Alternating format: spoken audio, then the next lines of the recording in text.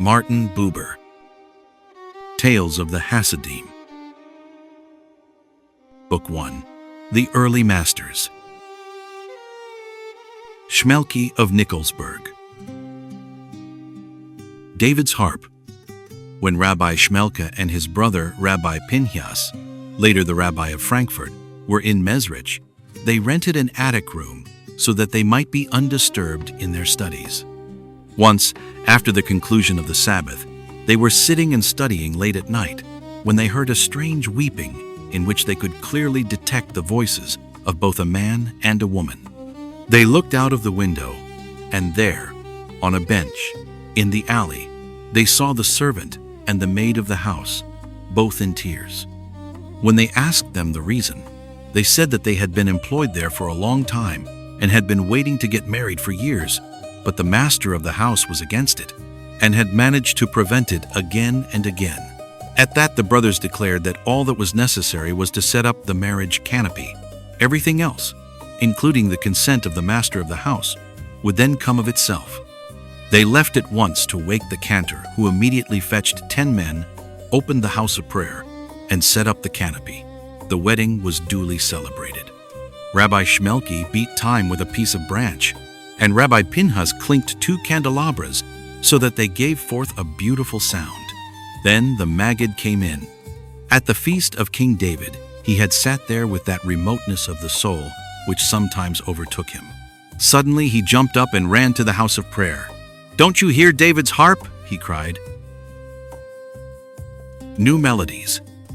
Rabbi Moshe Teitelbaum, the disciple of the seer of Lublin, said, "When Rabbi Shmelka prayed on a Sabbath and on feast days, but especially on the Day of Atonement, when he performed the service of the high priest, the mystery became manifest in the sound of music, carrying from word to word, and he sang new melodies, miracle of miracles, which he had never heard, and which no human ear had ever heard. And he did not even know what he was singing and what melody he was singing, for he clung to the upper world." End quote. A very old man who had sung in Rabbi Shmelka's choir when he was a boy used to tell this. It was the custom to lay out the notes for each text so that it would not be necessary to fetch them when the praying before the pulpit began. But the rabbi paid no attention to the notes and sang utterly new melodies which no one had ever heard. We singers all fell silent and listened to him. We could not understand from where those melodies came to him. In Nikolsburg, when Rabbi Shmelki was called to be the Rav of Nikolsburg, he prepared an impressive sermon which he intended to preach to the Talmud scholars of Moravia. On the way, he stopped over in the city of Krakow, and when the people there begged him to preach to them, he asked his disciple, Moshe Leib, later the rabbi of Sasov, who had accompanied him, "Well, Moshe Leib, what shall I preach? The rabbi has prepared a splendid sermon for Nikolsburg. Why should he not preach that here as well?" answered Moshe Leib. Rabbi Shmelka took his advice. Now a number of men had come from Nikolsburg to Krakow in order to welcome him, and these heard the sermon. So when the Zadok arrived in Nikolsburg, he asked his disciple, "Well, Moshe Leib, now what shall I preach on the Sabbath? I cannot dish up the same sermon over again to the men who heard me speak in Krakow. We must take some time," said Moshe Leib, "and discuss a problem of the law in preparation for a sermon." But up to Friday they did not have a moment's time to open a book. Finally, Rabbi Shmelka asked, "Well, Moshe, what shall we preach? On Friday evening, they must surely give us a little free time," said Moshe Leib. They held in readiness a very large candle, which was to burn right through the night, and, when the crowd had gone home, they sat down before the book. Then a hen flew in at the window, and the whir of her wings put out the light. Said Rabbi Shmelki, "Well, Moshe Leib, now what are we to preach?" "Surely," Moshe Leib replied, "there will be no preaching until the afternoon, and so in the morning, after prayer, let us go into our room, lock the door, let no one in, and talk over a subject." In the morning, they went to prayer. Before the chapter for the week was read, the desk was moved in front of the ark, and the head of the congregation came and asked Rabbi Shmelka to give his sermon. The house of prayer was filled with the Talmud scholars of Moravia. Rabbi Shmelka had them bring him a volume of the Gemara, opened it at random, posed a problem from the page before him, and asked the scholars to discuss it. Then he too, so he said, would say his say. When they had all spoken, he put the prayer shawl over his head and remained like this for about a quarter of an hour. Then he organized the questions they had raised, 130 in number, and gave the replies, 72 in number, and there was nothing that was not answered, and solved, and quelled. Noting down. When Rabbi Shmelka was called to Nikolsburg in Moravia, a certain custom prevailed in that congregation. Every new Rav was asked to note down in the chronicle some new regulation which was to be followed from that time on. He too was asked to do this, but put it off from day to day. He looked at each and every one, and postponed noting anything in the book. He looked at them more and more closely, and over, and put off writing until they gave him to understand that the delay was becoming unduly long. Then he went to where the chronicle lay and wrote down the 10 Commandments. The 7 Worldly Wisdoms. When Rabbi Shmelka assumed office in Nikolsburg, he preached on the 7 worldly wisdoms on the first 7 Sabbath days, 1 wisdom on each Sabbath. From week to week, the congregation grew more surprised at this peculiar choice of subject for a sermon, but no one ventured to question the Tzaddik about it. On the 8th Sabbath he began by saying, "For a long time I did not understand the words of Solomon, the preacher. It is better to hear the rebuke of the wise than for a man to hear the song of fools. Why is it not written, than the song of fools?" This is the meaning.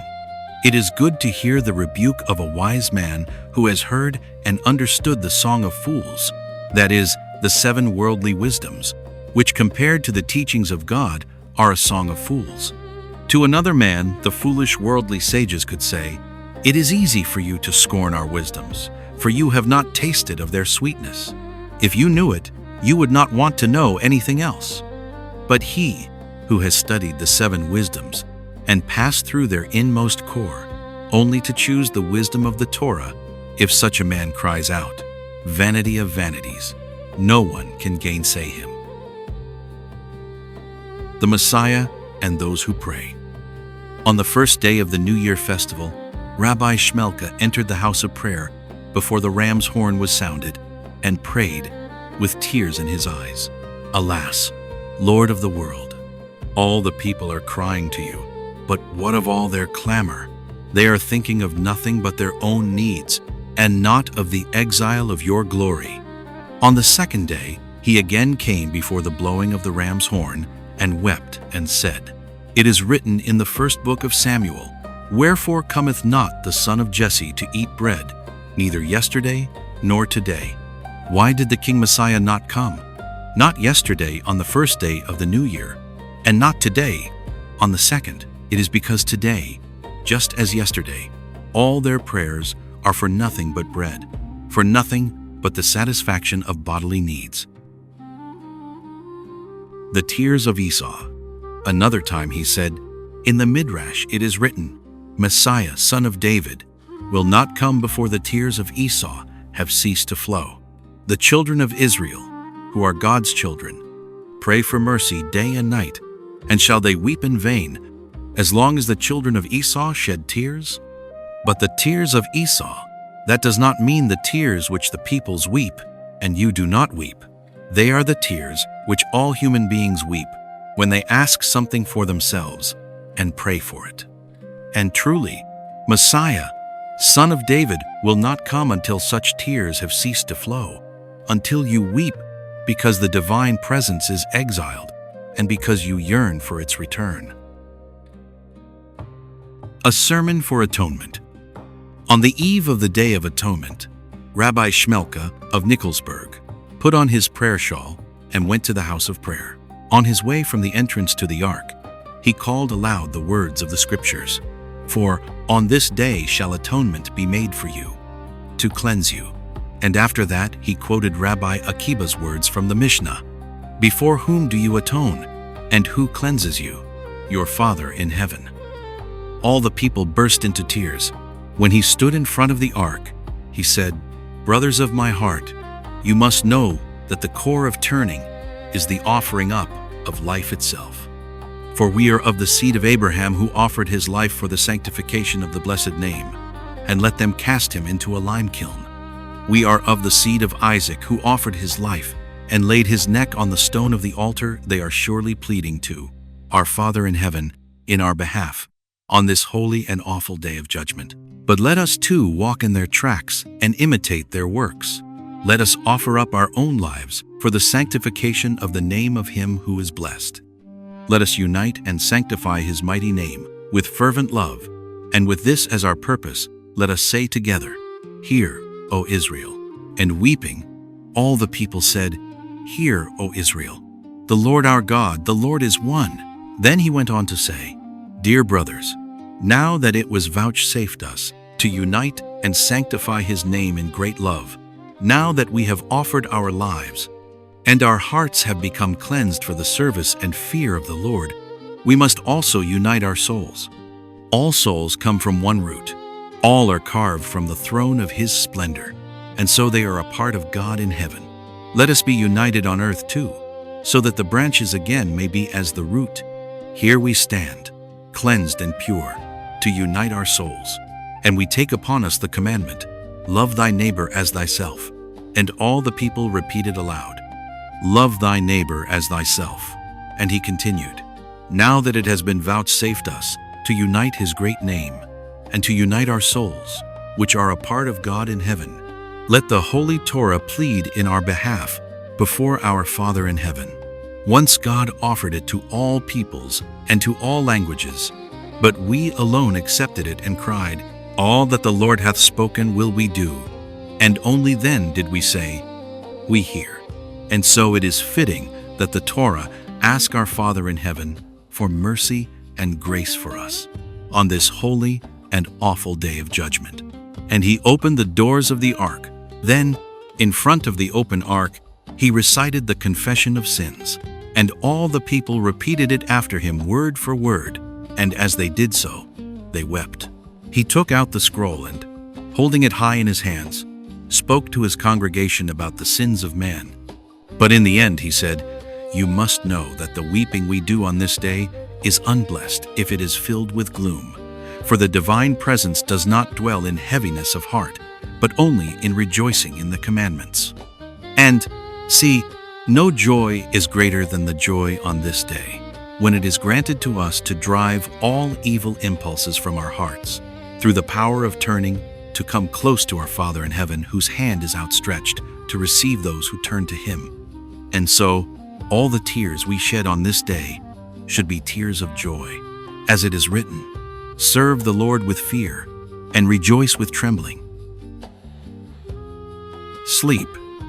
Rabbi Shmelki did not want to interrupt his studies for too long a time, and so he always slept sitting up, his head resting on his arm. In his fingers he held a lit candle, which roused him when it guttered, and the flame touched his hand. When Rabbi Elimelech visited him and recognized the power of the holiness which was still locked within him, he prepared a couch for him, and with great difficulty persuaded him to lie down for a little while. Then he closed and shuttered the windows. Rabbi Shmelka slept until broad daylight. It did not take him long to notice this, but he was not sorry he had slept, for he was filled with a hitherto unknown sunny clearness. He went to the house of prayer and prayed before the congregation as usual. But to the congregation it seemed that they had never heard him before. They were entranced and uplifted by the manifest power of his holiness. When he recited the verses about the Red Sea, they gathered up the hems of their caftans, for fear the waves towering to the left and right might wet them with salty foam. Later Shmelka said to Elimelech, Not until this day did I know that one can also serve God with sleep. The Rap. In Apt there was a servant of the house of prayer, whose duty it was to go through the town and, with his hammer, rap at the door of every Jewish house, for the men to come and pray, or learn, or recite psalms. He had only to rap ever so lightly, and instantly the sleepers started up, even if it was midnight, and dressed quickly, and hurried to the house of prayer, and long after he had rapped, the rap of their eager hearts echoed the rap of the hammer. The man had been granted this gift as a boy, when he had served Rabbi Shmelka of Nikolsburg with a heart that was awake and full of devotion. The clean freethinkers. A number of freethinkers in Nikolsburg were carrying on an argument with Rabbi Shmelka. But you will have to admit, they said in conclusion, that we, on our part, have virtues which the Poles lack. Our clothing, for instance, is spotlessly clean, and that is more than you can say for that of the Poles, who ignore the bidding of the sages. The wise man shall not wear a spotted robe. The rabbi laughed and replied, "You are right. Your clothes are clean and those of the Poles are not. That is because, according to what the Talmud says of the gradation of virtues, cleanliness leads to purity, purity to aloofness, and so on higher and higher to the rung of the Holy Spirit. Now, when the Poles set about beginning with cleanliness, the evil urge does all he possibly can to dissuade them from it, for he fears they will rise from rung to rung and attain to the Holy Spirit. And even when they try to fend off the evil urge and assure him that they do not intend to do any such thing, he does not believe them and will not stop until he has talked them out of cleanliness. But when the evil urge takes exception to your cleanliness, you need only assure him that you do not intend to rise, and he instantly takes you at your word and lets you be just as clean as you like. The enemy. A rich and distinguished man in Nikolsburg was hostile to Rabbi Shmelka and tried to think of some way to make him seem ridiculous. On the eve of the Day of Atonement, he came to him and begged him that on this day, when each man forgives his neighbor, they too might become reconciled with each other. He had brought the rabbi a jar of very old and strong wine and urged him to drink, for he thought that, since the Tzaddik was unused to drinking, he would become drunk and appear before his congregation in this condition. For the sake of reconciliation, Rabbi Shmelka drank one glass after another, and the rich man thought he had accomplished his purpose and went home well satisfied. But when evening fell and the hour of prayer drew near, the shudder of the day of judgment took hold of the rabbi, and in a moment every vestige of the effect of the wine had left him. After the evening prayer, Rabbi Shmelka remained in the house of prayer all night in the company of other devout people. Just as every year, he sang the psalms and the congregation joined in. When in the 41st psalm he came to the verse, "By this I know that thou delightest in me, mine enemy will not triumph over me," he repeated it over and over and translated it, but not in the usual way, but freely and boldly. "By this I know that you delight in me, my enemy will suffer no ill because of me." And he added, "Even though there are persons who are hostile to me and try to make me an object of ridicule, forgive them, Lord of the world, and let them not suffer because of me." And he said this in a voice so full of power that all those who were praying burst into tears, and each repeated his words from the bottom of his heart. But among them was that rich and distinguished man. In this hour he turned to God, and all his malice dropped from him. From this time on, he loved and honored Rabbi Shmelka above all other people. The commandment to love. A disciple asked Rabbi Shmelka, "We are commanded to love our neighbor as ourselves. How can I do this if my neighbor has wronged me?" The rabbi answered, "You must understand these words aright. Love your neighbor like something which you yourself are, for all souls are one. Each is a spark from the original soul, and this soul is wholly inherent in all souls, just as your soul is in all the members of your body. It may come to pass that your hand makes a mistake and strikes you. But would you then take a stick and chastise your hand because it lacked understanding, and so increase your pain? It is the same if your neighbor, who is of one soul with you, wrongs you for lack of understanding. If you punish him, you only hurt yourself." The disciple went on asking, "But if I see a man who is wicked before God, how can I love him?" "Don't you know," said Rabbi Shmelka, "that the original soul came out of the essence of God, and that every human soul is a part of God? And will you have no mercy on him when you see that one of his holy sparks has been lost in a maze? and is almost stifled? The ring. A poor man came to Rabbi Shmelki's door. There was no money in the house, so the rabbi gave him a ring. A moment later, his wife heard of it and heaped him with reproaches for throwing to an unknown beggar so valuable a piece of jewelry. With so large and precious a stone, Rabbi Shmelki had the poor man called back and said to him, "I have just learned that the ring I gave you is of great value. Be careful not to sell it for too little money." The messengers. A man came to Rabbi Shmelka and complained that he could not make a living, but had to keep on asking kind people to help him. He repeated the words of the prayer, "Let us not be in need of the gift of flesh and blood." Rabbi Shmelka said, "You must not read gift, but gifts, for there is one God, but many messengers to do his bidding." And that is what the verse means. Let us not be in need of the gifts we can consider only as the gifts of men. In the hour we take them, let us recognize the givers as your messengers. Poor man and rich man. Rabbi Shmelki said, "The poor man gives the rich man more than the rich gives the poor. More than the poor man needs the rich man, the rich is in need of the poor." Fruz. Be holy. A man once asked Rabbi Shmelka, "It is written, 'Ye shall be holy, for I, the Lord your God, am holy. Ye shall fear every man, his mother and his father.' How can the lump of clay, which is the habitation of evil lusts, strive to acquire a quality which is God's? And what connection is there between this summons to the superhuman and the commandment to fear father and mother, which is a human law for humans?" The rabbi replied, "According to the words of our sages, 3 are concerned with the creation of every child: God, Father, and Mother. God's part is all holy. The other parts can be sanctified and made as much like it as possible. That is what is meant by the commandment. You are holy, and yet you shall become holy. You must, therefore, shun the heritage of your father and mother, which you have within you, and which is opposed to holiness. You must not yield to it, but master it and shape it." Preparation. A disciple of Rabbi Shmelki's begged his master to teach him how to prepare his soul for the service of God. The Tzaddik told him to go to Rabbi Abraham Hayim, who at that time was still an innkeeper.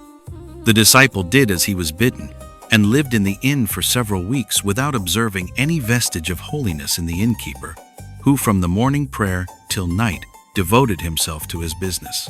Finally, he asked him what he did all day.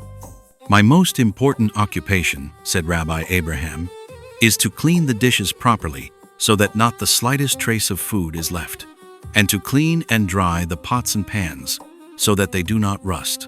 When the disciple returned home and reported to Rabbi Shmelka what he had seen and heard, the rabbi said to him, "Now you know the answer to what you asked me." The test. They asked Rabbi Shmelki, "Why is the sacrifice of Isaac considered so glorious?" At that time, our father Abraham had already reached a high rung of holiness, and so it was no wonder that he immediately did as God asked him. He answered, "When man is tried, all the rungs and all holiness are taken from him. Stripped of everything he has attained, he stands face to face with him who is putting him to the test." Rather not. Rabbi Shmelki once said, "If I had the choice, I should rather not die. For in the coming world, there are no days of awe, and what can the soul of man do without the days of judgment?" Our generation. Once they asked Rabbi Shmelka, "Some find it difficult to believe that the Messiah could suddenly come in this, our trivial day and age. And how could our generation bring about what the Tanaim and Amoraim, the generations of knowledge, and the generations after them could not accomplish?" The Tzaddik replied, "For many years, the host of a king besieged a well-fortified city. All kinds of troops, under the command of expert generals, advanced on the fortress again and again, with all the force of which they were capable, until finally they conquered. Then an army of workers was ordered to clear away the enormous amount of debris, so that a new beginning could be made, so that in the city he had vanquished, a new palace could be built for the victorious king. That is our generation. Thieves' luck. With regard to Rashi's comment, he whose ear heard, "Thou shalt not steal" on Mount Sinai, and then went and stole, his ear shall be pierced. Rabbi Shmelki said, before God gave his commandments down from Mount Sinai, everyone took good care that his property was not stolen from him. And because the thieves knew this, they did not try to steal. But after God spoke the words, "Thou shalt not steal," and men felt secure, the trade of thieving began to thrive. The brothers. Rabbi Shmelka of Nikolsburg was once entertaining his brother, Rabbi Pinhas, the Rav of Frankfurt, as his guest. Now, Rabbi Shmelka had always eaten in moderation, but in his old age he ate only a very little food and drank only a little water. When Rabbi Pinhas, who had not seen him for many years, noticed this, he said, "Here are two brothers of one father and mother. The one gobbles and guzzles like a beast. The other is like an angel of the Lord. He needs neither food nor drink, but savors the radiance of divine glory." Rabbi Shmelka replied, "Here are two brothers of one father and of one mother. The one is like a high priest, the other like a good house father. The high priest eats, and his eating is part of the sacrifice which shrives the house father." The ride on the Danube. It is told, dangerous plots against the Jews were brewing in the emperor's palace. Then Rabbi Shmelka and his disciple Moshe Leib of Sasov set out for Vienna to put an end to such plans. But it was freezing weather, and the Danube was full of ice floes. They boarded a narrow boat which could not hold more than 2 men. They stood up in it, and Rabbi Shmelka started singing the song which had been sung beside the Red Sea, and Moshe Leib sang the bass. And the little boat moved safely between the floes. In Vienna, the people ran down to the shore and stood there open-mouthed. Soon, the news of these strange arrivals reached the court. On the very same day, the empress received Rabbi Shmelki and granted his requests. The Amen to the Blessing.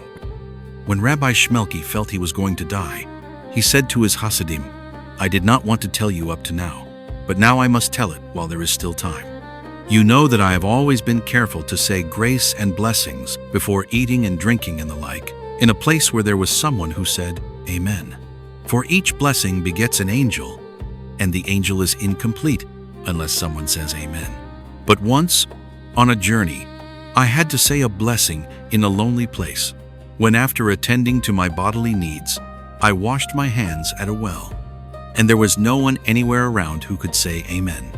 Hardly had I begun to feel troubled about this when 2 men stood close before me, and before I had time to marvel at their size and grandeur, I was saying the blessing, and they answered, Amen, with overwhelming sweetness. But when I wanted to look at them more closely, a cloud carried them off. The soul of Samuel. On the 2nd day of Iyar, of the year 5538, Rabbi Shmelki summoned his disciples. He was sitting very erect in his big chair. His face was radiant, and his eyes as unclouded as always. He said to them, Today, you must know, is the day of my death. They began to weep, but he bade them stop, and continued, You must know that the soul of the prophet Samuel is within me. For this there are 3 outward signs. My name is Samuel. I am a Levite, as he was. And my life has lasted 52 years, just as his. But he was called Samuel, and I Shmelka, and so I remained Shmelka. Soon after this, he told his weeping disciples to leave him, leaned back, and died. Aaron of Carlin. The moment. In his youth, Rabbi Aaron of Carlin was fond of wearing fine clothes, and every day he went driving in a carriage. But a moment came when, as he was leaning back in his carriage, holy insight overwhelmed him, and he knew that he must leave this way of his and enter upon another. He leaned forward. His spirit surged up within him. He set foot on the carriage step and was flooded with the gift. He set foot on the earth, and all the firmaments were under the sway of his power. A whisper. On a Friday evening, after eating in the house of the Maggid of Mezrich, Rabbi Aaron returned to his inn and began to recite the Song of Songs in a whisper. Soon after, the Maggid servant came and knocked at his door. He said the Maggid could not sleep because the Song of Songs came roaring through his room. The long sleep. Once, when Rabbi Aaron was in the house of the great Maggid, along with other disciples, he was suddenly overcome with weariness. Without realizing what he was doing, he went into his teacher's room and lay down on his bed. Here he slept that whole day and all the following night. His companions wanted to wake him, but the Maggid would not let them. He said, "Now he is putting on the phylacteries of heaven." Delights. A Hasidic told this: "The delights of all the worlds wanted to reveal themselves to Rabbi Aaron, but he only shook his head. Even if they are delights," he said at last, "before I enjoy them, I want to sweat for them." The letter. Rabbi Aaron traveled through all of Russia, from one Jewish city to the next, in search of youths worth bringing his teacher, the great Maggid, as disciples, so that through them the Hasidic teachings might spread through the world. Once he came to the city of Amdur. Now he had heard that, beyond the town, in a lonely wood, lived a devout and learned man, Rabbi Hake, who kept aloof from the world and from men, and mortified his flesh. In order to bring him to the town, Rabbi Aaron preached in the house of prayer a number of times, and his words had a powerful effect, but it took a long time for the hermit to hear of it. When the hour for the next sermon drew near, something drove him to the house of prayer. When Rabbi Aaron heard he had come, he did not preach his sermon, but said only these words: "If a man does not grow better, he grows worse, like a poison which rouses the very core of life against itself." These words bit into the mind of the ascetic. He ran to the rabbi and begged him to help him out of the maze of error in which he had lost his way. "Only my teacher, the Maggid of Mezrich, can do that," said Rabbi Aaron. "Then give me a letter to him," said the man, "so that he may know who I am." And his request was granted, and he started out on his journey confident that before he spoke freely to the Maggid, the famous teacher would know that he had before him one of the great men of his generation. The Maggid opened the letter and obviously with deliberate intent read it aloud. It said that the man who was delivering it did not have a particle of sound goodness in him. Rabbi Hake burst into tears. Now, said the Maggid, "does what the Lithuanian writes really matter so much to you? Is it true or isn't it?" asked the other. "Well," said the Maggid, "if the Lithuanian says so, it is, very probably, true." "Then heal me, Rabbi," the ascetic begged him. For a whole year, the Maggid worked over him and healed him. Later, Rabbi Hake became one of the great men of his generation. The ring. Rabbi Aaron was once reciting the morning prayer in the house of prayer at Mezrich. As he was about to call out God as the king, tears gushed from his eyes, and he could not continue. After prayers, they asked him what had happened. He explained, "At that moment I thought of how Rabbi Yohanan ben Zakkai said to Vespasian, 'Peace be with you, O king. Peace be with you, O king.' And the Romans said to him in anger, 'You deserve the death penalty on 2 scores. First, I am not the king, yet you called me king. Secondly, supposing I was the king, why did you not come to me before now? As yet, God is not really king over the world, and I have a part in the blame that this is not so. For why have I still not accomplished the turning? Why have I still not come to him?" The chandelier. Rabbi Aaron of Chernobyl, son of a daughter of Aaron of Karlin, born long after he died and named after him, was denounced to the authorities and saved only by dint of bribes, which the Hasidim had given against his will. When he learned of this, he said, "Alas, how weak is my generation! If I stood on the rung of my grandfather, Rabbi Aaron the Great, wrong judgment could have been averted without resorting to bribery." And he went on to tell, Once the Hasidics in the Ukraine and Russia conspired against the Jews and resolved to kill them and seize their property. When word of this reached Mezrich, the heads of the community went to the holy Maggid and asked him what to do. Since he saw that Satan had succeeded in gaining the upper hand, he bade all, men, women, and children, hide in the woods around the town and take with them as much of their possessions as they could carry. One group of men hurried to the house of prayer to save the sacred utensils. From the ceiling hung a large pewter chandelier with 36 branches.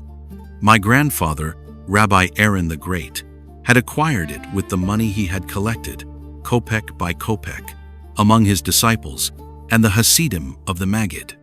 Every Friday, the holy Maggid himself used to light all the branches of this chandelier. It was the only thing left in the house of prayer. All the other utensils had been removed. My grandfather had been standing at a window without paying any attention to what was happening around him. Suddenly, he noticed them getting at the chandelier. In a moment, he was in the middle of the hall. "Don't touch it!" he cried in a loud voice. Messengers went to the Maggid to tell him of the incident and find out what he wanted done. The Maggid listened to what they had to say and was silent for a time. Then he said, "All the men, women, and children shall gather in the house of prayer." When my grandfather saw the entire community gathering in the house of prayer, he sent word to the Maggid to beg him to come and take pity on him. The Maggid gave no reply. Again my grandfather sent to implore him to give him aid of any kind. The Maggid did not reply. The house of prayer was filled with the Jews of the community of Mezrich. They were all there, men, women, and children. Only the Maggid was missing. Then a man, who had been keeping watch outside, came and reported to my grandfather that the Hasidics were in the city. My grandfather went out and placed himself in the entrance to the house of prayer. When the Hasidics advanced toward him, he hurled the words of the psalm at them in a voice of thunder. "Why are the nations in an uproar?" The leader of the Hasidics was seized with madness and began to hit out at his own people. They scattered and fled. On the earth. This is what Rabbi Aaron of Karlin said concerning the words in the scriptures. "A ladder set up on the earth, and the top of it reached to heaven. If a man of Israel has himself firmly in hand and stands solidly on the earth, then his head reaches up to heaven." Nothing at all. They asked Rabbi Aaron what he had learned from his teacher, the great Maggid. "Nothing at all," he said. And when they pressed him to explain what he meant by that, he added, "The nothing at all is what I learned. I learned the meaning of nothingness. I learned that I am nothing at all, and that I am notwithstanding." The little fear and the great fear. Rabbi Shneur Zalman told this about his friend, Rabbi Aaron of Karlin, who died young. His fear of God was like the fear of a man who is going to be shot and stands at the wall and sees the muzzle of the gun pointed at his heart and looks straight into the muzzle, full of fear and yet undaunted. But this was only his little fear of God, his everyday fear. When the great fear of God came over him, no comparison suffices to describe that. Unworthiness and the hearing of prayers. They asked Rabbi Aaron concerning Moses' prayer to God to pardon his people. The commentary says, "that they may not say, 'I was unworthy to plead for mercy in their behalf.' Is not this contrary to the testimony in the scriptures that Moses was meek above all other men? Just because he was so meek," the Tzaddik replied, "he said to God, 'Hear my prayer, though I am not worthy of it, so that they may not say that the unworthiness of man became manifest through me, and stop pleading to you with all the strength of their hearts, but rather that they may realize that you hear the prayer of any mouth at all.'" I, a disciple of the great Maggid, had received instruction from him for several years and was now starting on his journey home. On the way, he decided to stop in Karlin to visit Rabbi Aaron, who for a time had been his companion in the Maggid's house of study. It was nearly midnight when he reached the city, but his desire to see his friend was so great that he at once went to his house and knocked at the lit window. He heard the dear, familiar voice ask, "Who is it?" and certain that his own voice would be recognized, he answered nothing but the word, "I." But the window remained closed, and no other sound came from within, though he knocked again and again. At last he cried out in distress, "Aaron, why don't you open for me?" Then his friend replied, but his voice was so grave and solemn that it sounded almost strange to him. "Who is it that dares call himself I as befits only God himself?" When the disciple heard this, he said to himself, "I have not learned nearly enough," and without delaying, he returned to Mezrich. Conversion. Rabbi Aaron once came to the city where little Mordecai, who later became the rabbi of Lechevitz, was growing up. His father brought the boy to the visiting rabbi and complained that he did not persevere in his studies. "Leave the boy with me for a while," said Rabbi Aaron. When he was alone with little Mordecai, he lay down and took the child to his heart. Silently, he held him to his heart until his father returned. "I have given him a good talking to," he said. "From now on, he will not be lacking in perseverance." Whenever the rabbi of Lechevitz related this incident, he added, "That was when I learned how to convert men." The greeting. A grandnephew of Rabbi Aaron related, "At the close of the Sabbath, when I sat at his table while they said the Elijah song, I noticed that he and his son, Rabbi Asher, clasped hands under the table. At the words, 'Hail to him who greeted him, and to him whom he greeted.' And I understand what this meant. Elijah had assumed the shape of the Father, and the Father wanted to accord his Son the grace of the greeting." End quote. Permission. It is told, Passover was coming, and Rabbi Aaron, who was in Mezrich, wanted to go home for the holidays. He asked and received the Maggid's permission. But hardly had he left the house when the Maggid called some of his disciples and said to them, "Go to Aaron's inn at once and talk him out of going to Carlin." They went and tried to persuade their friend to celebrate the festival with them. When they failed to make any impression on him, they gave away that it was the Maggid himself who had sent them. Immediately, Aaron hurried to him and said, "Rabbi, it is very necessary for me to go home, and now I am told that you wish me to spend the holidays with you. Is that so?" "I shall not keep you," said the rabbi. "If it is necessary for you to go, go in peace." But when Aaron had left, he again said to his disciples, "Don't let him go." This recurred one more time, but since the Maggid did not give him instructions to the contrary, Rabbi Aaron would not listen to what seemed sheer foolery and left for Carlin. When he entered his house, he had to lie down, and he died 3 days later. He was 36 years old. When the Maggid heard of his death, he quoted the saying of our sages, "When Aaron died, the clouds of glory vanished," and he added, "He was our weapon. What are we to do in the world now?"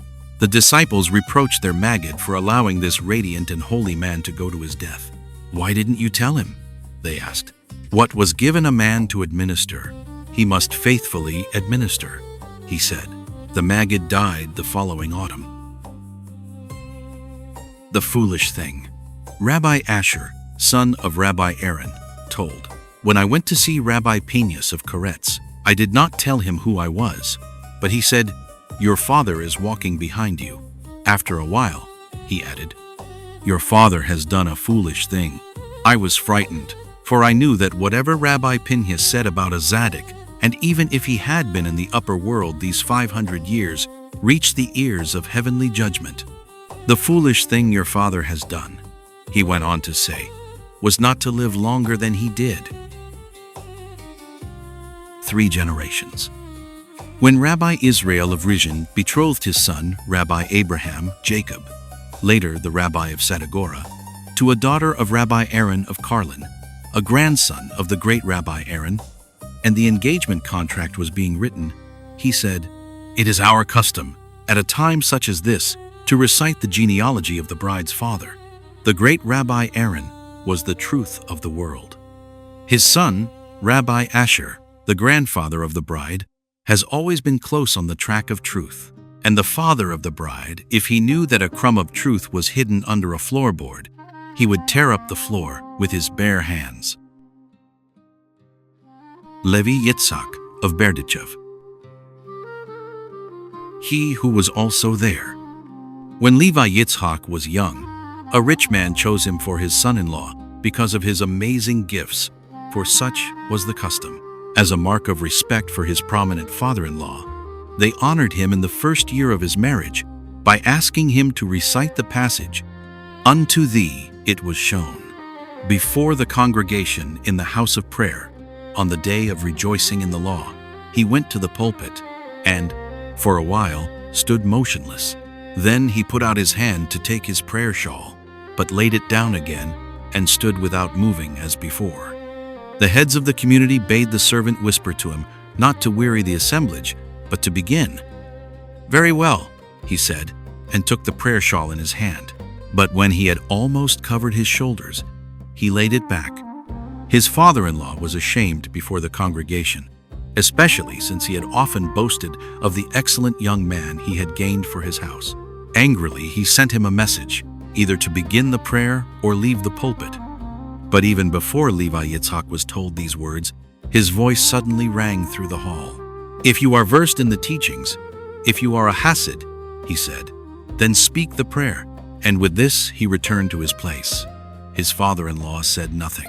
But when they were at home, and Levi Yitzhak sat opposite him at the festive board, his face bright with the joy befitting the day, he could contain himself no longer, and shouted, "Why did you bring this disgrace upon me, their oldest problem?"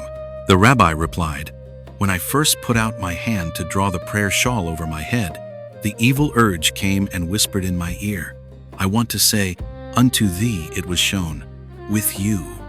I asked, 'Who are you that you regard yourself worthy to do this?' And he, 'Who are you that you regard yourself worthy to do this?' 'I am versed in the teachings,' I said. 'I too am versed in the teachings,' he replied. I thought to put an end to this idle talk and said contemptuously, 'Where did you study? Where did you study?' He countered. I told him, 'But I was right there with you,' he murmured laughingly. 'I studied there in your company.' I pondered for a moment. 'I am a Hasid,' I informed him triumphantly. And he, unperturbed, 'I too am a Hasid.' I, 'To what Zadok did you travel?' And he, again echoing me, 'To whom did you travel?' 'To the holy Maggid of Mezrich,' I replied. Whereupon he laughed still more derisively. 'But I tell you that I was there with you and became a Hasid just as you did. And that is why I want to say with you, unto thee it was shown.' Then I had enough of it. I left him. What else could El have done? In Tanner's Alley. On one of his journeys, as night was falling, Levi Yitzhak came to a little town where he knew no one at all, nor could he find a lodging, until finally a tanner took him home with him. He wanted to say the evening prayer, but the smell of the hides was so penetrating that he could not utter a word. So he left and went to the house of study, which was quite empty, and there he prayed. And then, suddenly, he understood how the divine presence had descended to exile, and now with bowed head stood in Tanner's Alley. He burst into tears and wept until he had cried his heart out over the sorrow of the divine presence, and he fell in a faint. And then he saw the glory of God in all its splendor, a dazzling light ranged in 24 rungs of divers colors, and heard the words, "Be strong, my son. Great suffering will come upon you, but have no fear, for I shall be with you." In transport. On the morning of the Feast of Tabernacles, when Rabbi Levi Yitzhak was about to reach into the chest where the citron and the sheaf of palm, myrtle, and willows of the brook awaited the blessing, he thrust his hand through the glass lid and did not mark that he had cut himself. At the Feast of Hanukkah, when he saw the holy lights burning, he was impelled to put his bare hand into the flame, yet felt no hurt. At the Feast of Purim, before the book of Esther was read, he danced during the benediction, danced on the desk, and almost on the scroll itself. When he had drawn water for the baking of the unleavened bread, he was so enraptured at fulfilling this holy rite that he fell into the well. When at the Seder he said the word matzah, that is, unleavened bread, he was so moved with fervor that he threw himself under the table and tipped it over with the Seder bowl. unleavened bread, and the wine, so that all had to be prepared anew. He donned the fresh clothing they brought him, and like one savoring an exquisite morsel said, this matzah. The bath. It is told, when Rabbi Levi Yitzhak had become Rav in Berdichev, those who opposed his teachings beset him with hostilities. Among these was a group so unfalteringly faithful to the memory of the great Rabbi Lieber, who had lived and taught in Berdichev and died 15 years before, that they did not want to have anything to do with the innovator. Once Rabbi Levi Yitzhak had them come to him and told them that he intended to immerse himself in Rabbi Lieber's bath. Now, Rabbi Lieber had never had a true bath. What they called his bath was nothing but a roof on 4 posts, and under it, a pit full of water. In winter, Rabbi Lieber used to break the ice with an axe and then immerse himself for his holy ablutions. After his death, the roof had caved in and mud gathered in the pit, and so the tzaddik was told that to bathe in it was impossible.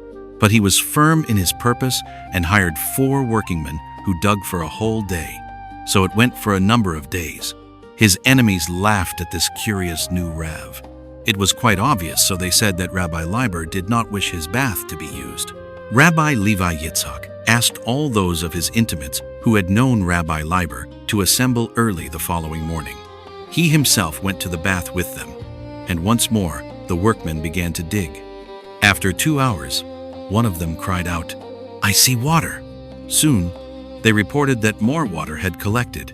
"There is no need to dig any further," said the rabbi. He took off his clothes and, keeping only his cap on his head, went down into the pit. When he stepped into the water, everyone there saw that it barely lapped his ankles, but in a moment it had risen to his mouth. Then he asked, "Is there anybody here who remembers Rabbi Lieber in his youth?" They answered that in the new part of the city lived a beadle who was 116 years old and had served Rabbi Lieber when he was young. The tzaddik sent for him and waded in the water which reached to his mouth. At first the old man refused to come, but when he was told what had happened, he went with the man who had come to fetch him. "Do you still remember the beadle?" the rabbi asked him, "who hanged himself from the chandelier in the house of prayer?" "Surely I remember him," the old man answered in surprise. "But how are you concerned with him? All that was a good 70 years ago, long before you were born. Tell us about it," said the rabbi. The old man told. He was a simple man, but he was very devout, and he had his own way of doing things. On Wednesday of every week he began to polish the great chandelier hanging from the ceiling for the Sabbath, and while he did this he always said, "I do this for the sake of God." But one Friday afternoon, when people came to the house of prayer, they found him hanging from the chandelier in a noose knotted of his belt. The rabbi said, that time, on the day before the Sabbath, when everything had been cleaned and polished, and there was nothing more to be done, the simple beadle asked himself, "What more can I do in honor of God? What more can I do in His honor?" His poor, weak mind grew confused, and because of all the great things in the world, to him the chandelier had always been greatest. He hanged himself from it in honor of God. And now that 70 years have passed since that day, Rabbi Lieber appeared to me in a dream and told me to do whatever could be done to release the soul of that simple man. Therefore, I had the holy bath restored and immersed myself. Now tell me, is the hour come for the release of that poor soul? "Yes, yes, yes," they all called as if with a single voice. Then I too say, "Yes, yes, yes," said the rabbi. "Go in peace." With that he came out of the water, and the water sank so that it would barely have lapped his ankles. Rabbi Levi Yitzhak had a bathhouse built in that place, and had the old bath restored. For himself, he had another dug next to it. Only when he was about to prepare for some difficult work did he use the bath of Rabbi Lieber. Even today, the house with the 2 baths still stands in the old part of the city, near the Klaus, and they still call the one that of Rabbi Lieber, and the other that of Rabbi Levi Yitzhak. Passover night. Soon after Rabbi Levi Yitzhak had been received as Rav by the community of Berdichev, He prayed with great ardor on the first evening of the feast of Passover, and this lasted for so many hours that the congregation grew tired of waiting, finished their prayers, and went home to prepare the Seder meal. Only one man remained, one of those poor wayfarers from another place who, according to the custom, was to take the festive meal at the house of one of the burghers. He had been told that the Jew just reading the prayer was to be his host, and because he was weary with the day's journey, he lay down on a bench and was soon fast asleep. Meantime, the rabbi had finished the silent prayer of benedictions. When he saw that all the people had gone home, he cried, "O angels, angels on high, descend on this holy day in praise of the Lord. Blessed be he." At this, the stranger half woke from a deep sleep. Still drowsy and dazed, he heard rushing sounds surge through the house and was terrified to the core of his being. But the rabbi recited the hymns in great happiness. Then he caught sight of the stranger and asked him why he alone had remained. The man, who was now fully awake, told him how it had come about, and the rabbi asked him to go to the Seder with him. But the stranger was timid and dared not accept. He seemed to fear that in lieu of food, secret words that work magic would fall to his share. "Calm yourself," said the rabbi. "You will eat at my house just what you would eat at the table of other burghers." Then the man decided to go with him. The doubting innkeeper. The owner of a tavern in Berdichev, where mead was dispensed, was not in favor of the Hasidic way of life, but liked to listen when Hasidim told each other of the deeds of their leaders. On one such occasion, he heard them speak of the praying of Rabbi Levi Yitzhak in the Sabbath service, when so they told the rabbi came to the words, "Holy, holy, holy," in the chanting of which denizens of heaven unite with men. The angels came to listen to what his lips were saying. "Do you really think that this is so?" asked the innkeeper. "Yes, it is so," they said. "And where do the angels go after that?" he inquired. "Do they remain floating in air?" "No," they answered him. "They fly down and stand around the rabbi." "And where do you go in the meantime?" "When the rabbi begins to sing mightily and dances so mightily through all the house, there is no room for us inside." "Well," said the innkeeper, "I shall see this matter for myself. He won't get me to budge from the spot." At the feast of the new moon, when the rabbi began to burn with ecstasy, the innkeeper came up close behind him. The rabbi, in his great fervor, turned around, seizing him by the coattails, shook him, pushed him, and thus, shaking and pushing him alternately, dragged him from one end of the house to the other, and back again. The innkeeper hardly knew what was happening to him. He was almost out of his mind. There was a roaring in his ears as of a tremendous surge. Rallying the last shreds of his strength, he wrenched himself free from the hands of the Zadok and fled. From that time on, he too believed that other powers were involved than merely those of this earth. For Israel. Before reciting the prayer of benedictions on New Year's Day, the rabbi of Berdichev sang, "The dwellers above and the dwellers below, they shake and they quake in the fear of your name. The dwellers in chasms, the dwellers in graves, they quiver and shiver for fear of your name. But the just, in the pales of paradise, break into acclaim and sing your name. That is why I, Levi Yitzhak, son of Sarah, am come before you with pleas and with prayers. What have you to do with Israel? To whom do you speak? To the children of Israel. To whom do you give commandments? To the children of Israel. Whom do you bid say the benedictions? The children of Israel. And so, I ask you, what have you to do with Israel? Are there not plenty of Chaldeans, and Medes, and Persians?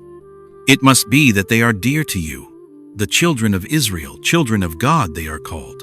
Blessed art thou, O Lord our God, King of the world." The true King. On another New Year's Day, he prefaced the liturgy of the sanctification of God in this wise: Fonye, a nickname current among the Jews, to designate the Russians here used to designate the Tsar, says he is king. And then he proceeded to enumerate the rulers of great countries, calling each by his nickname. In the end, he shouted with joy and cried, "But I say, Glorified and sanctified be his great name. A deal. In the middle of a prayer, Rabbi Levi Yitzhak said, "Lord of all the world, a time there was when you went around with that Torah of yours and were willing to sell it at a bargain like apples that have gone bad. Yet no one would buy it from you. No one would even look at you. And then we took it. Because of this, I want to propose a deal. We have many sins and misdeeds, and you an abundance of forgiveness and atonement. Let us exchange." But perhaps you will say, like for like. My answer is, had we no sins, what would you do with your forgiveness? So you must balance the deal by giving us life and children and food besides. An interruption. On the forenoon of the Day of Atonement, when the rabbi of Berdichev came to that place, in the recital of the temple service, where the high priest sprinkles the atoning drops of blood and has to say the words, "And thus did he count, 1, 1 and 1, 1 and 2, 1 and 3. He was so overwhelmed with fervor that when he had said 1 the second time, he fell on the floor and lay as one dead. In vain did those standing near seek to revive him. They lifted him from the floor, carried him to his room, and laid him on his bed. Then the Hasidim, who knew very well that this was a state which had to do with the soul, and not a sickness of the body, continued in prayer. Toward evening they had just begun to say the closing prayer. The rabbi rushed in, and up to the pulpit, shouting, "And 1." Then he bethought himself and said the prayers in the correct sequence. Struggle. Once, on the Day of Atonement, the rabbi of Berdichev was praying in the synagogue of Lao. In the middle of the additional prayer, he suddenly stopped, and the people heard him say in Polish in a threatening voice, "I'll show you." During the evening meal, the son of the rabbi of Luau said to him of Berdichev, "I shall not take the liberty of criticizing your manner of praying, but may I ask you one thing? How could you interrupt your prayer?" And with Polish words at that, the rabbi of Berdichev replied, "I managed to down my other enemies, but this was the only way I could get the better of the prince demon of Poland." The wish. Every year, on the Day of Atonement, a woman came to Berdichev to pray with the congregation of Rabbi Levi Yitzhak. Once, she was delayed, and when she reached the house of prayer, night had already fallen. The woman was vexed and sorrowful, for she was certain the evening service must be over. But the rabbi had not even begun. He had waited for the woman to come and his astonished congregation with him. When she grew aware that he had not yet recited all vows, she was filled with great joy and said to God, "Lord of the world, what shall I wish you in return for the good you have vouchsafed me? I wish you may have as much joy of your children as you have just now granted me." Then, even while she was speaking, an hour replete with the grace of God came upon the world. How to weigh. Once, when the Day of Atonement was over, Shemuel, the rabbi of Berdichev's favorite disciple, came into his master's room to see how he was after the long fast and the almost superhuman fervor he had put into the day's service. Although the night was well advanced, the Zaddik's cup of coffee still stood before him untasted. When he saw his disciple, he said, "Good that you have come, Shemuel. Now I can tell it. For you must know that today Satan preferred charges against the judgment of heaven. You, the court of justice," he said. "Tell me why this is. When a man steals a ruble from his fellow, you weigh the coin in order to measure his sin. But if a man gives his fellow a ruble out of charity, you weigh the recipient and all the persons in his house who have been benefited by the gift. Why do you not merely weigh the coin in this instance too? Or why, in the first instance, do you not put in the scales the man who has been robbed and all those who have suffered because of the robbery?" Then I came forward and explained, "A benefactor wishes to preserve the lives of people, and so the people must be weighed. But the robber wants only the money.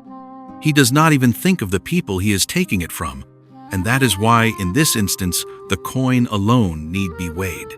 That was how I silenced the plaintiff. The Song of You. The rabbi of Berdichev used to sing a song, part of which is as follows.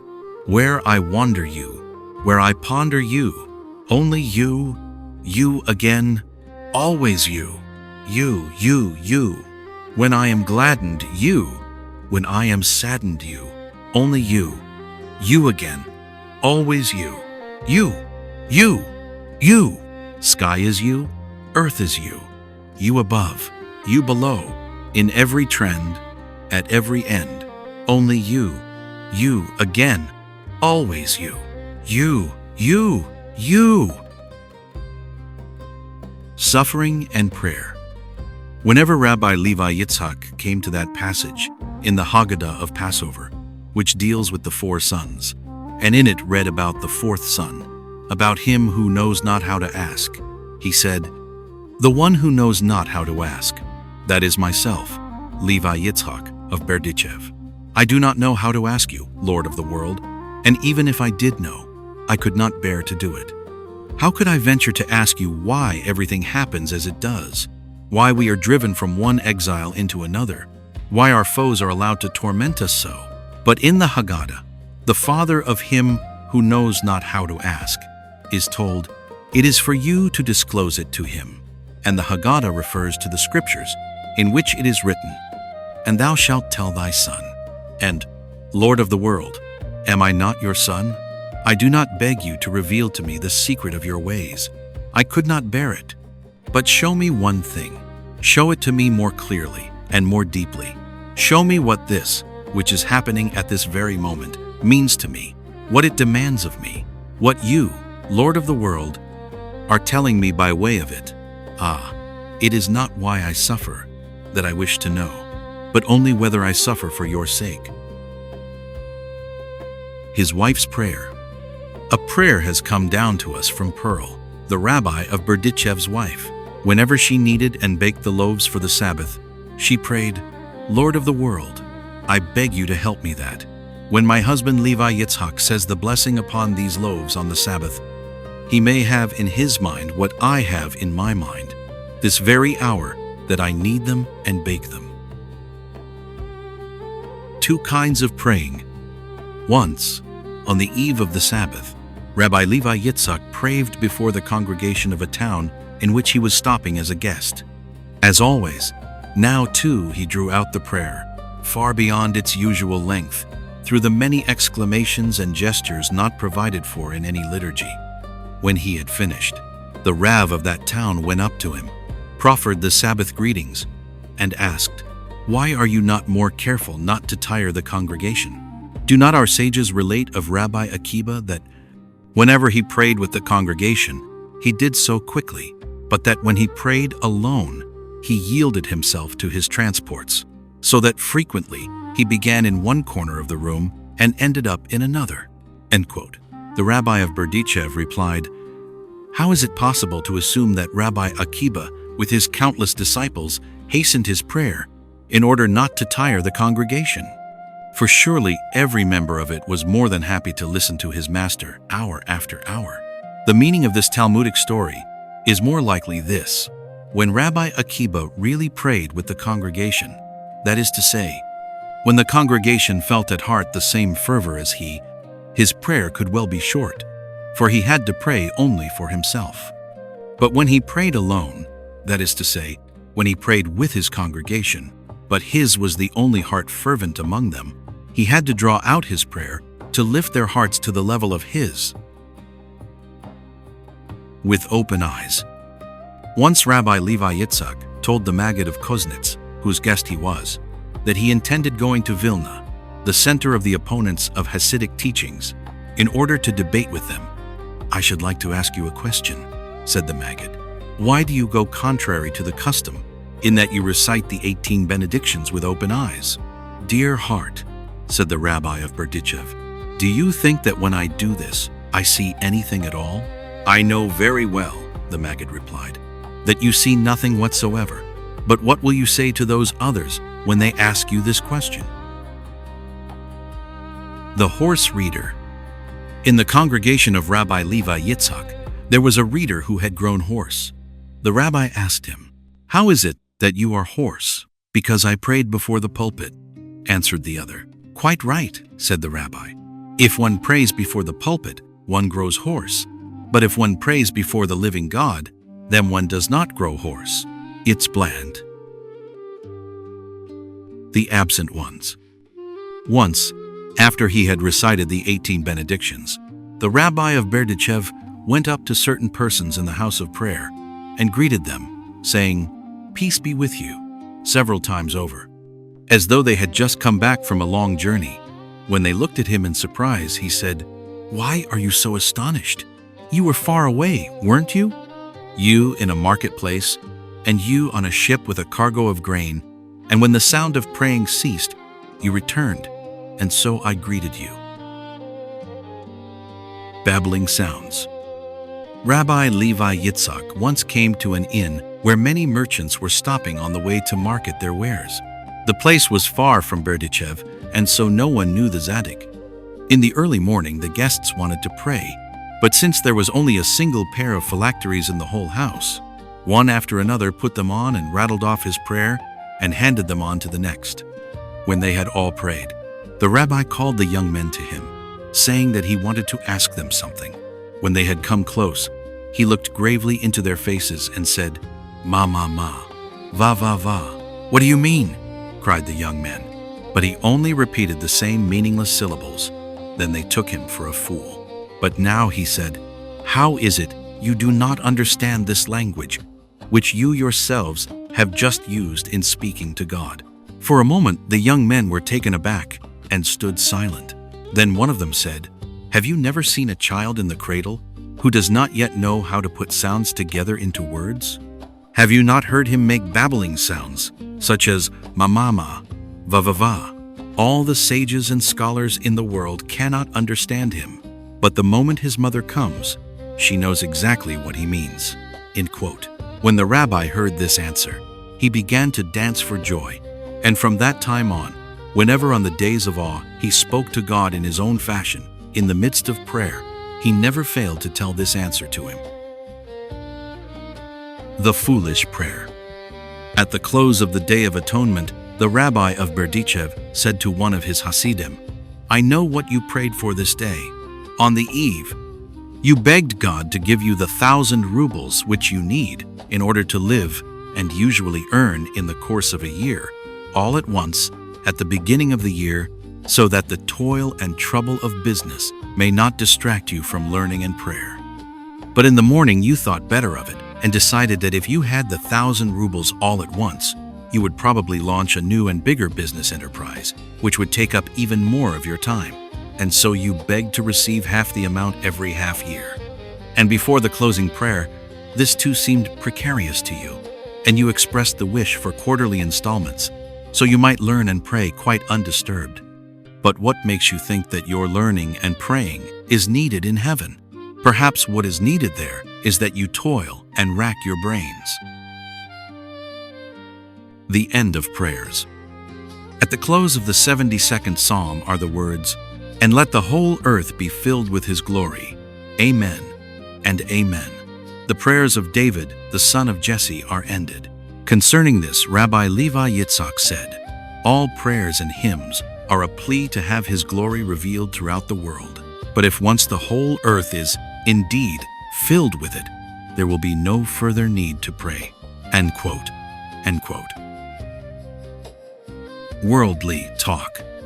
When Rabbi Levi Yitzhak came to Nikolsburg to visit Rabbi Shmelke, who had taught him the way of fervor when he was young, and whom he had not seen in a long time, he went into the kitchen, covered with his prayer shawl and with double phylacteries on his forehead, and asked Rabbi Shmelke's wife on this very first morning what dishes were being prepared for the noonday meal. His question, though rather surprising, was answered. Then he went on to ask whether the cooks had really mastered their art, and other things of the same sort. Rabbi Shmelke's disciples, who heard of this, took him for a veritable glutton. He, however, now entered the house of prayer, and while the congregation prayed, began to talk to an utterly insignificant man, despised by all, on quite unimportant worldly subjects, as those standing near could determine. One of the disciples could not bear to observe such behavior any longer and said roughly to the stranger, "Silence! Idle chatter is forbidden here." But the rabbi of Berdichev paid no attention to him and continued his conversation. At the midday meal, Rabbi Shmelka greeted him joyfully, bade him sit at his side, and ate from the same bowl as he. His disciples, who had heard of the curious manners of the visitor, marked these signs of favor and friendship with sullen surprise. When the meal was over, one of them could no longer suppress his annoyance and asked his master why he showered honors on so empty-headed and impudent a man who had behaved in such and such a way. The Tzaddik replied, "In the Gemara we read, Rab Abba Areka, for all the days of his life never spoke of worldly matters." Is this praise not strange? Does it indicate that the other masters spent their time in worldly talk? Can nothing worthier be told of Rab? The meaning is this: whatever worldly affairs he discussed with people in the course of the day, each of his words was, in reality, filled with secret significance and a secret purpose, and made itself felt in the higher world, and his spirit remained steadfast in such service all day long. That is why our sages have accorded him praise of which none other was found worthy. What others could do for only 3 hours, after which they sank from this level, he could do throughout the day. And the same is true of Rabbi Levi Yitzchak. What I can do for only 3 hours, he can do the whole day through. Concentrate his spirit, so that it makes itself felt in the world of heaven, even with talk which men consider idle. He who laughed.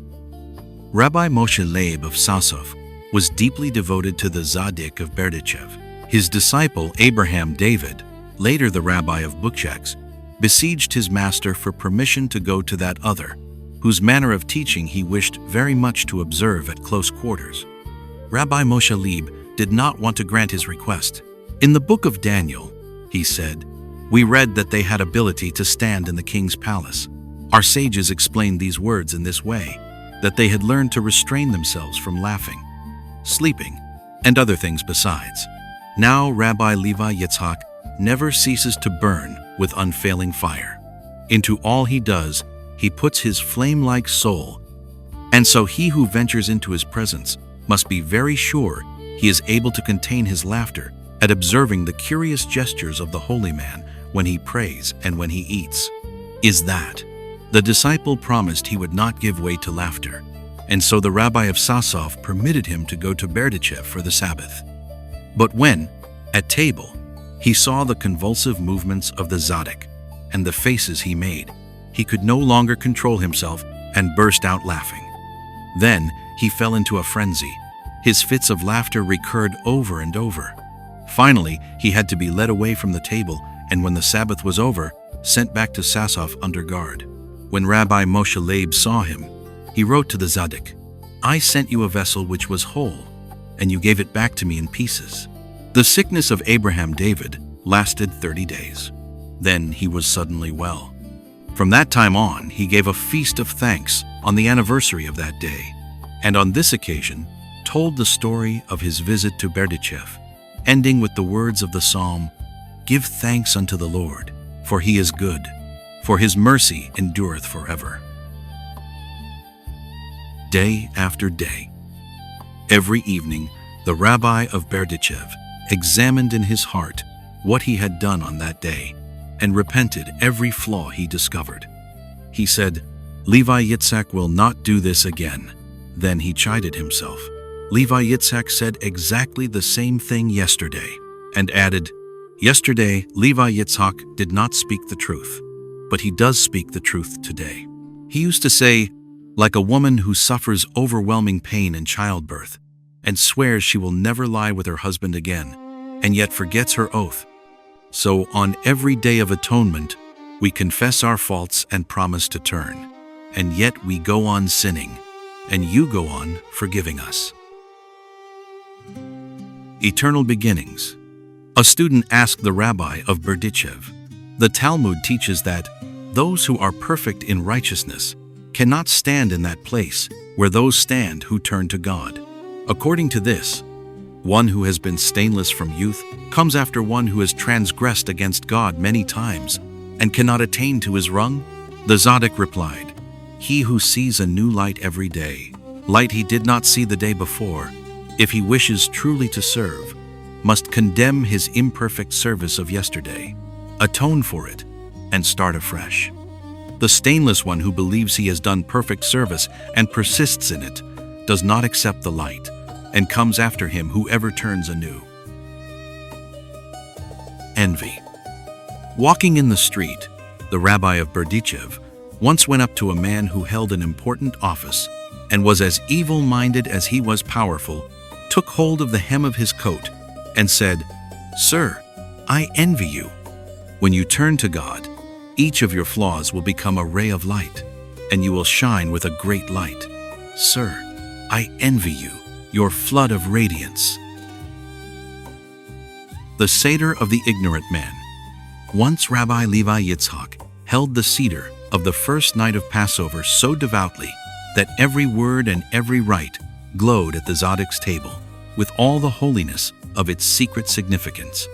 In the dawn after the celebration, Rabbi Levi Yitzhak sat in his room, joyful and proud that he had performed so successful a service.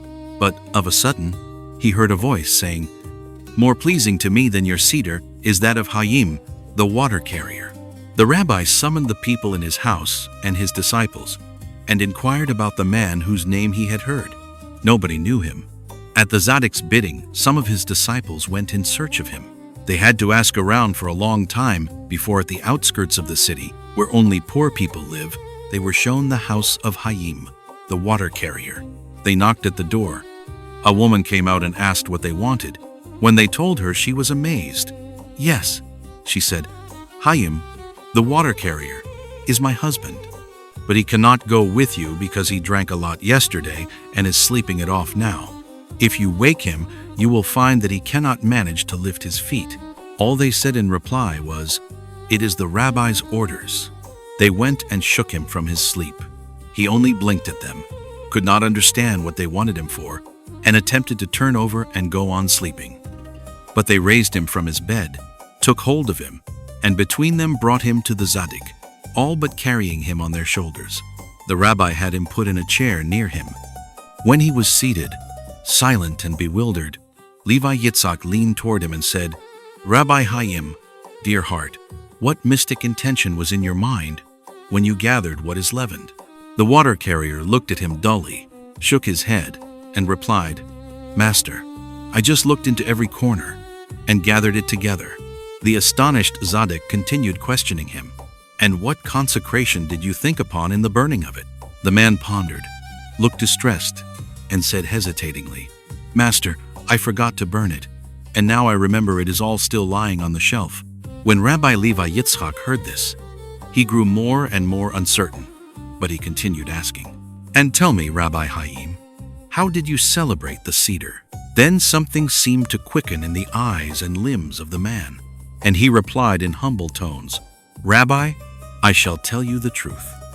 You see, I always heard that it is forbidden to drink brandy the 8 days of the festival. So yesterday morning I drank enough to last me 8 days, and so I got tired and fell asleep. Then my wife woke me, and it was evening, and she said to me, Why don't you celebrate the Seder like all other Jews? Said I, What do you want with me? I am an ignorant man, and my father was an ignorant man, and I don't know what to do and what not to do. But one thing I know, our fathers and mothers were in captivity in the land of the gypsies, and we have a God, and he led them out and into freedom. And see, now we are again in captivity, and I know. And I tell you that God will lead us to freedom too. And then I saw before me a table, and the cloth gleamed like the sun, and on it were platters with matzot and eggs and other dishes, and bottles of red wine. I ate of the matzot and eggs and drank of the wine, and gave my wife to eat and to drink. And then I was overcome with joy, and lifted my cup to God, and said, See, God, I drink this cup to you. And do you lean down to us and make us free? So we sat and drank and rejoiced before God. And then I felt tired, lay down, and fell asleep. At the holy feast of the 7 shepherds, Rabbi Levi Yitzhak often welcomed at his table an honest and untaught man whom his disciples regarded askance because they thought him incapable of understanding what the rabbi said. And what business has one who boils pitch among those who compound ointments? But because the man was good-natured and simple, he either did not notice the attitude of the rabbi's disciples or did not let it ruffle him, so that finally they asked the Zadok's wife to show the lout the door. Since she did not want to do this without her husband's permission, she reported to him the misgivings and the request of his disciples. The rabbi replied, "When the 7 shepherds once sit at the holy feast, Adam, Seth, Methuselah to the right, Abraham, Jacob, Moses to the left, David in the middle, and a poor untutored man, Levi Yitzhak of Berdichev, goes up to them, I believe they will even nod to that lout." Moses and Mount Sinai. Once the rabbi of Berdichev was asked this question: how is it that Moses, who in his great humility had implored God not to send him but another to Pharaoh, did not for a single instant hesitate to receive the Torah? He had seen the tall mountains come before God, said the rabbi, and each begged the privilege of being the one on which the revelation should come to pass. But God chose little Mount Sinai. That is why when he saw that he too was chosen, Moses did not resist, but followed the call.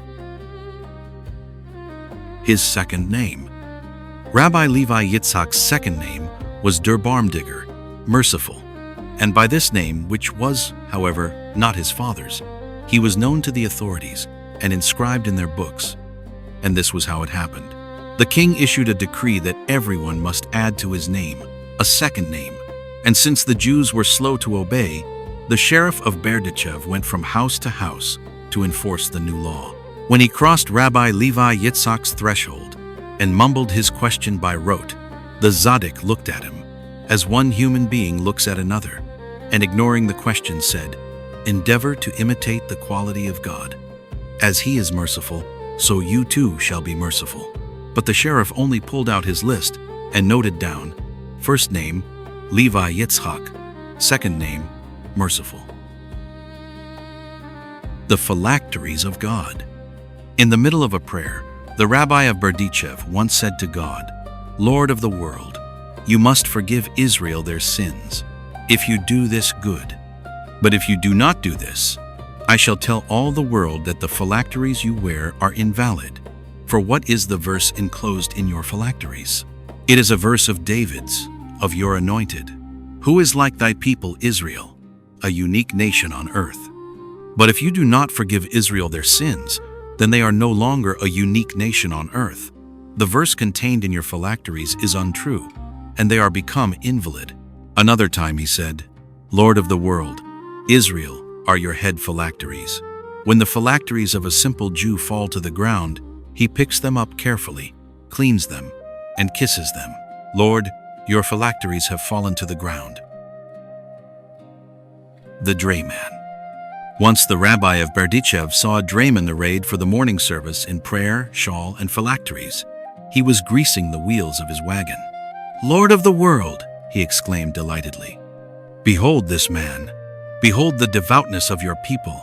Even when they grease the wheels of a wagon, they still are mindful of your name." The woman who cried. The rabbi of Berdichev told the following: "Once, just before New Year's Day, a woman came to me and cried and cried. I asked her, 'Why are you crying? Why are you crying?' She said, 'Why shouldn't I cry? My head hurts.' 'My head hurts,' said I to her. 'Don't cry. If you cry, your head will only hurt more.' She answered, 'Why shouldn't I cry? Why shouldn't I cry? I have an only son, and now this holy and awful day is coming, and I don't know whether my son will pass when God makes judgment.' Said I to her, 'Don't cry, don't cry. He will surely pass when God makes judgment. For look, it is written, Is not Ephraim a precious son unto me? Is he a child of delight? For as often as I speak against him, I do earnestly remember him still. Therefore my heart yearneth for him. I will surely have compassion upon him, saith the Lord. This incident the rabbi of Berdichev used to relate in a curious singing tone, and in the same tone the Hasidim still tell it today. On the ground. A man came to Rabbi Levi Yitzhak and complained, "Rabbi, what shall I do with the lie that keeps sneaking into my heart?" He stopped and then cried aloud, "Oh, and even what I just said was not said truthfully. I shall never find truth." In despair, he threw himself on the ground. "How fervently this man seeks the truth," said the rabbi. With a gentle hand, he raised him from the ground and said, "It is written, the truth will grow out of the ground." The Thick Prayer Book. On one eve of the Day of Atonement, the rabbi of Berdichev waited for a while before going to the pulpit to read the prayers and walked back and forth in the house of prayer.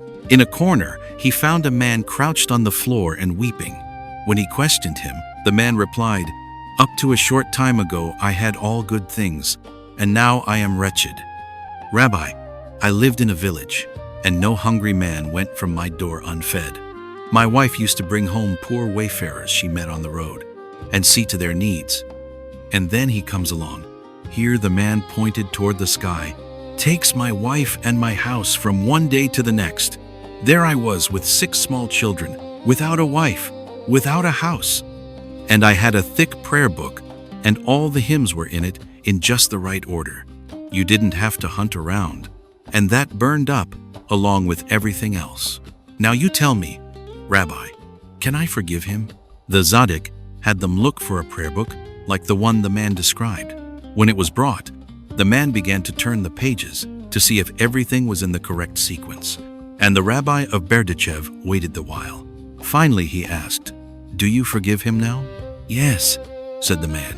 Then the rabbi went to the pulpit and intoned the prayer, "All vows." The Wisdom of Solomon. They asked Rabbi Levi Yitzhak of Berdichev, with regard to that passage in the scriptures, which states that King Solomon was wiser than all other men. It has been observed, even wiser than fools. What meaning can there be in these apparently meaningless words?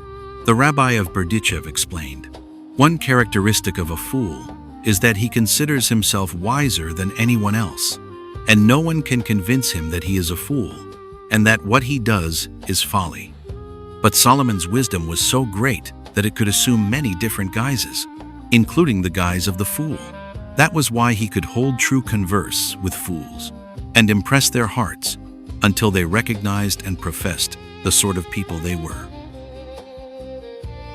Abraham and Lot. In the course of a journey, the rabbi of Berdichev stopped in Luau and went to the house of a rich and respected man. When he was admitted to the master of the house, he begged for a day's lodging but was silent concerning his name and calling. The rich man answered him gruffly, "I have no use for wayfarers. Why don't you go to an inn?" "I am not a man to stay at an inn," said the rabbi. "Just give me a little space in one of your rooms, and I shall not trouble you for anything else." "Away with you!" cried the other. "If, as you say, you are not a man to stay at an inn, go to the school teacher around the corner. He likes to welcome vagrants like yourself with honor and to give them food and drink." Rabbi Levi Yitzhak went to the school teacher, was received with honor, and given food and drink. But on his way there, someone had recognized him, and soon the whole town buzzed with the news that the holy rabbi of Berdichev was there and had taken lodgings in the house of the school teacher. Hardly had he rested a little when a great throng of people desiring to enter gathered at the door. When it was opened, they flooded in to be blessed by the Tzaddik. Among them was the rich man. He fought his way to the rabbi and said, "May the master forgive me and honor my house with his visit. All the Tzaddikim who ever came to Luau were my guests."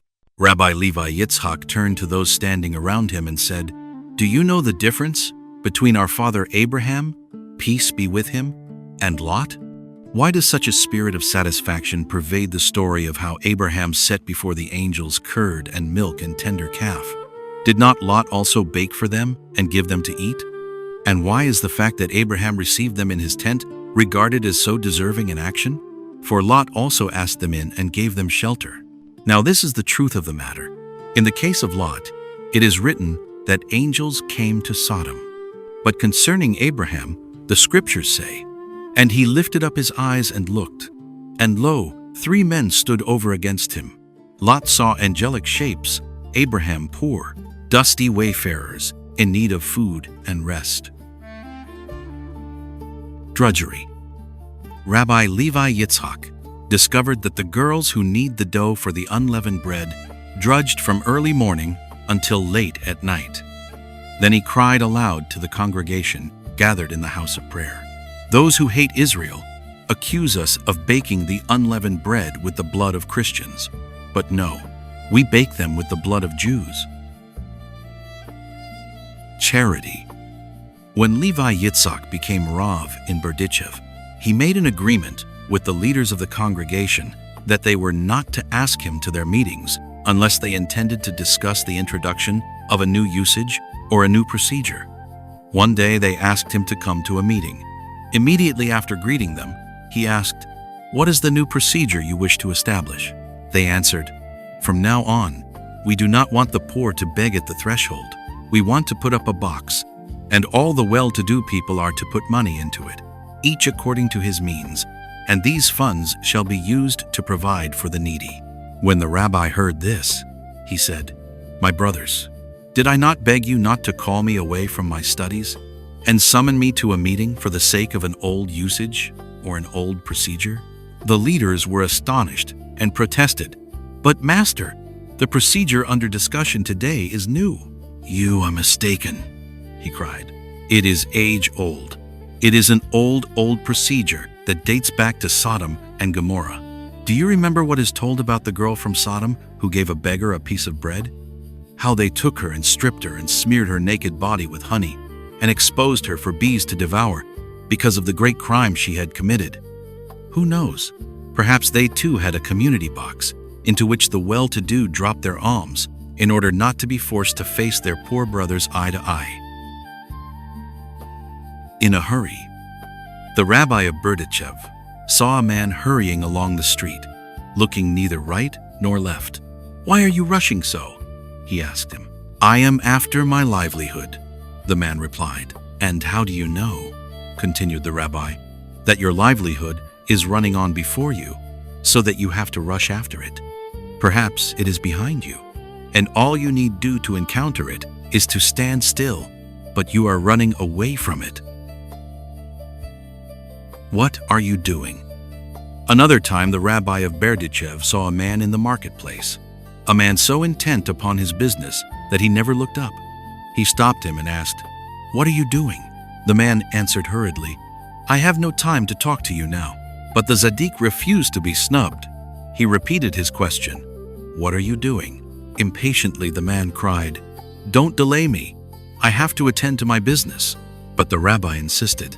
"All right," he said, "but you, yourself, what are you doing?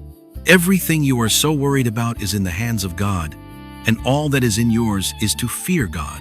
The man looked up, and for the first time he knew what the fear of God was.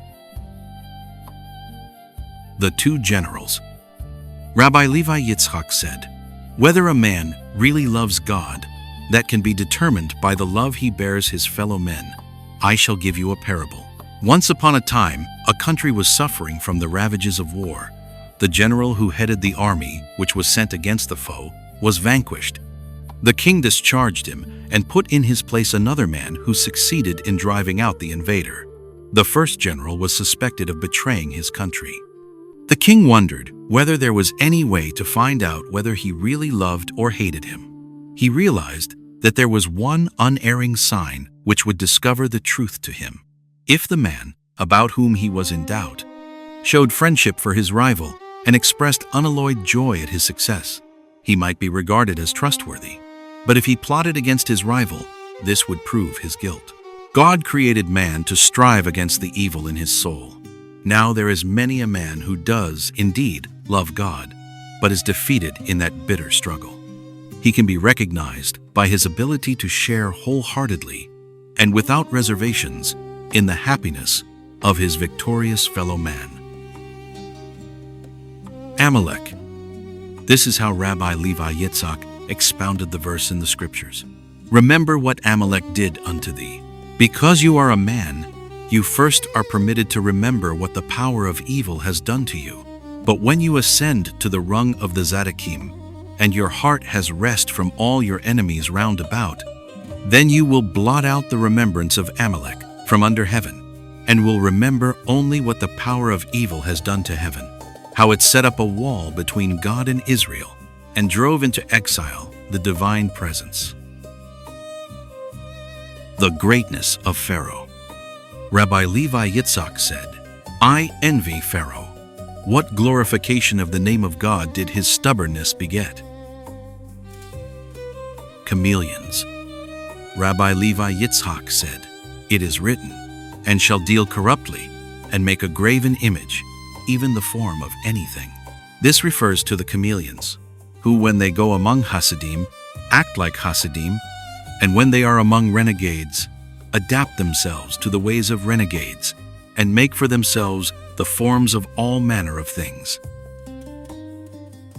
Perhaps a very learned man who had heard of the rabbi of Berdichev, one of those who boasted of being enlightened, looked him up in order to debate with him, as he was in the habit of doing with others, and refuting his old-fashioned proofs for the truth of his faith.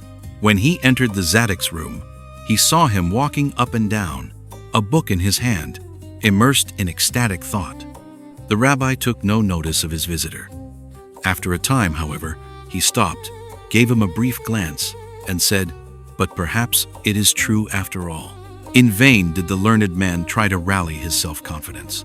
His knees shook, for the Zaddik was terrible to behold, and his simple words were terrible to hear. But now Rabbi Levi Yitzhak turned to him and calmly addressed him. My son, the great Torah scholars with whom you debated wasted their words on you. When you left them, you only laughed at what they had said. They could not set God and his kingdom on the table before you, and I cannot do this either.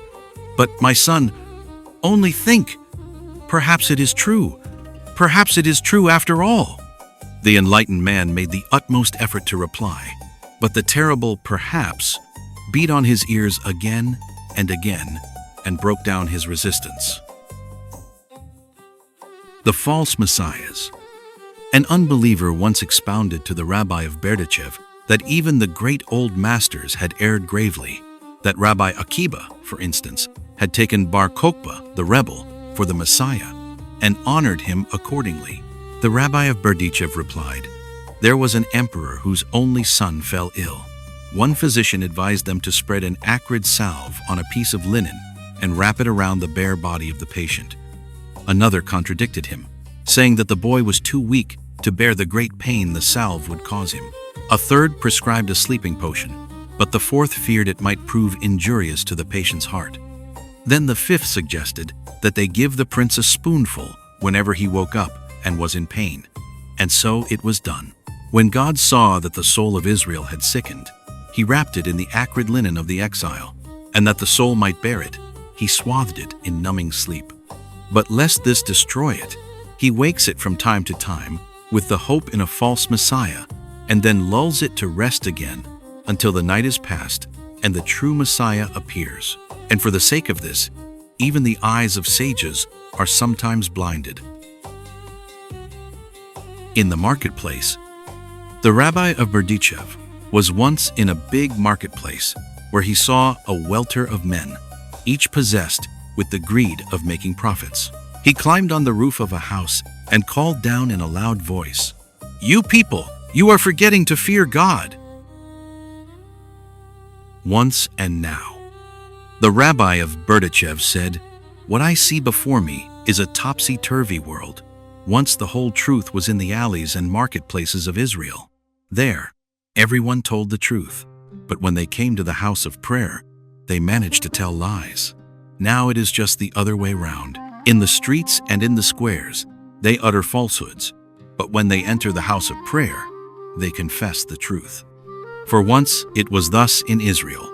Truth and faithfulness were the lamps lighting their steps, and when they went to the marketplace and into the world of trade, with their souls they proved the words, Your yes be true, and your no be true. and all their trading was done in good faith. But when they came to the house of prayer, they beat their breasts and said, "We have trespassed, we have dealt treacherously, we have robbed." And all this was a lie, because they had kept faith before God and man. Today the reverse takes place. In trading they lie and cheat. In their prayer they profess the truth.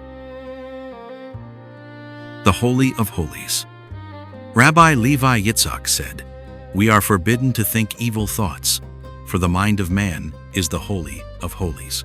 In it is the ark with the tablets of the law, and if he permits evil thoughts to arise within him, he is setting an idol up in the temple."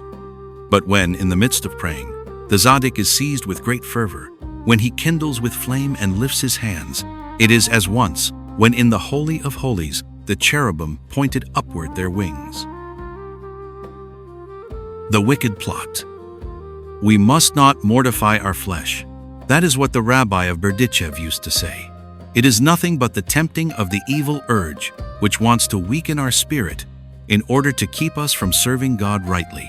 Once 2 strong men were wrestling with each other, and neither could prevail over his opponent. Then one of them had an idea.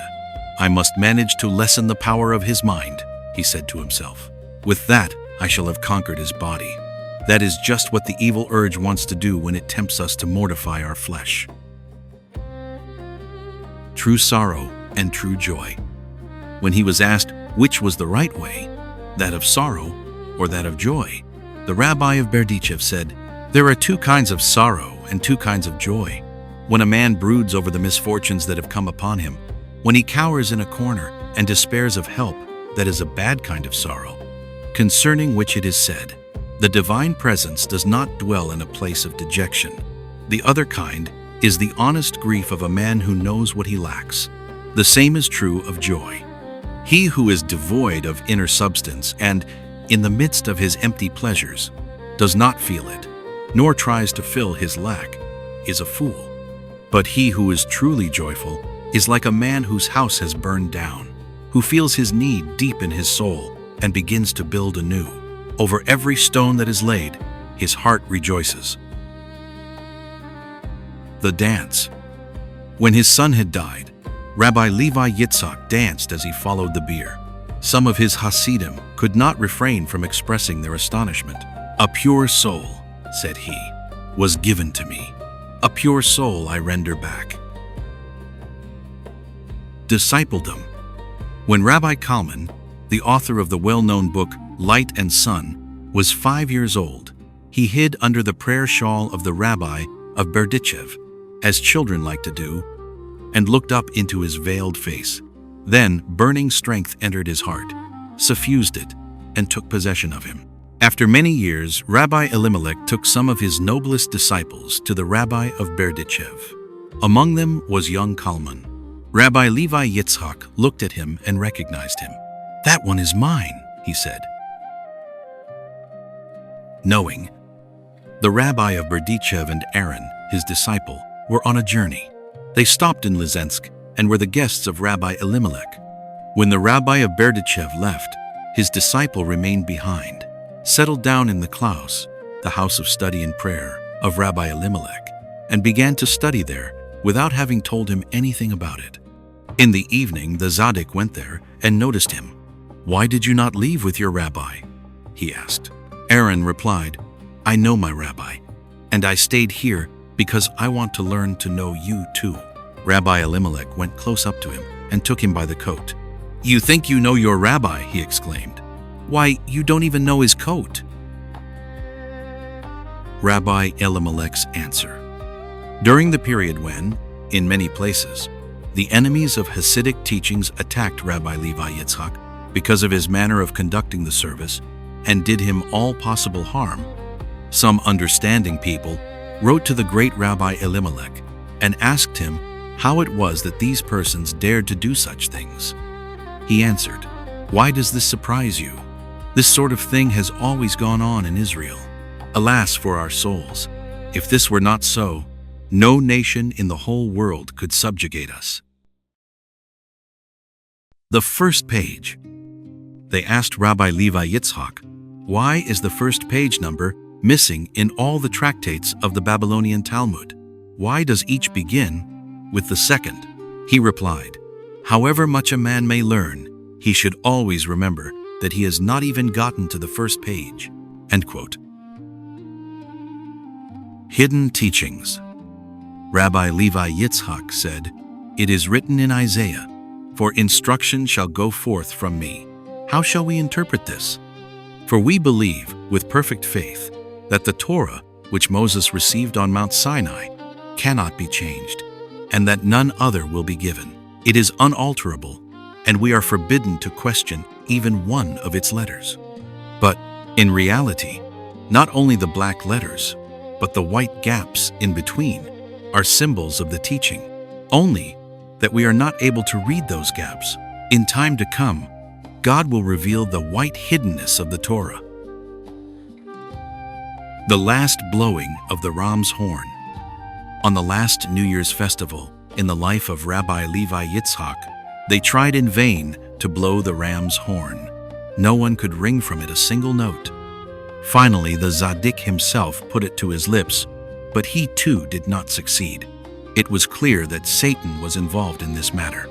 Rabbi Levi Yitzhak put down the horn, laid it aside and cried, "Lord of the world, in your Torah it is written that we Jews are to blow the ram's horn the day on which you created the world. Look down upon us, and you will see that all of us have come with our wives and children to do your command. But if we are denied this, if we are no longer your beloved people, well then let Ivan blow the ram's horn for you." All wept, and in the depths of their hearts they turned to God. After a time the rabbi put the ram's horn to his lips again, and now it emitted a flawlessly pure sound. After the prayer, Rabbi Levi Yitzhak turned to his congregation and said, "I vanquished him, but it will cost me my life. Here I am, a sign offering for Israel." He died a few weeks later. A period extended.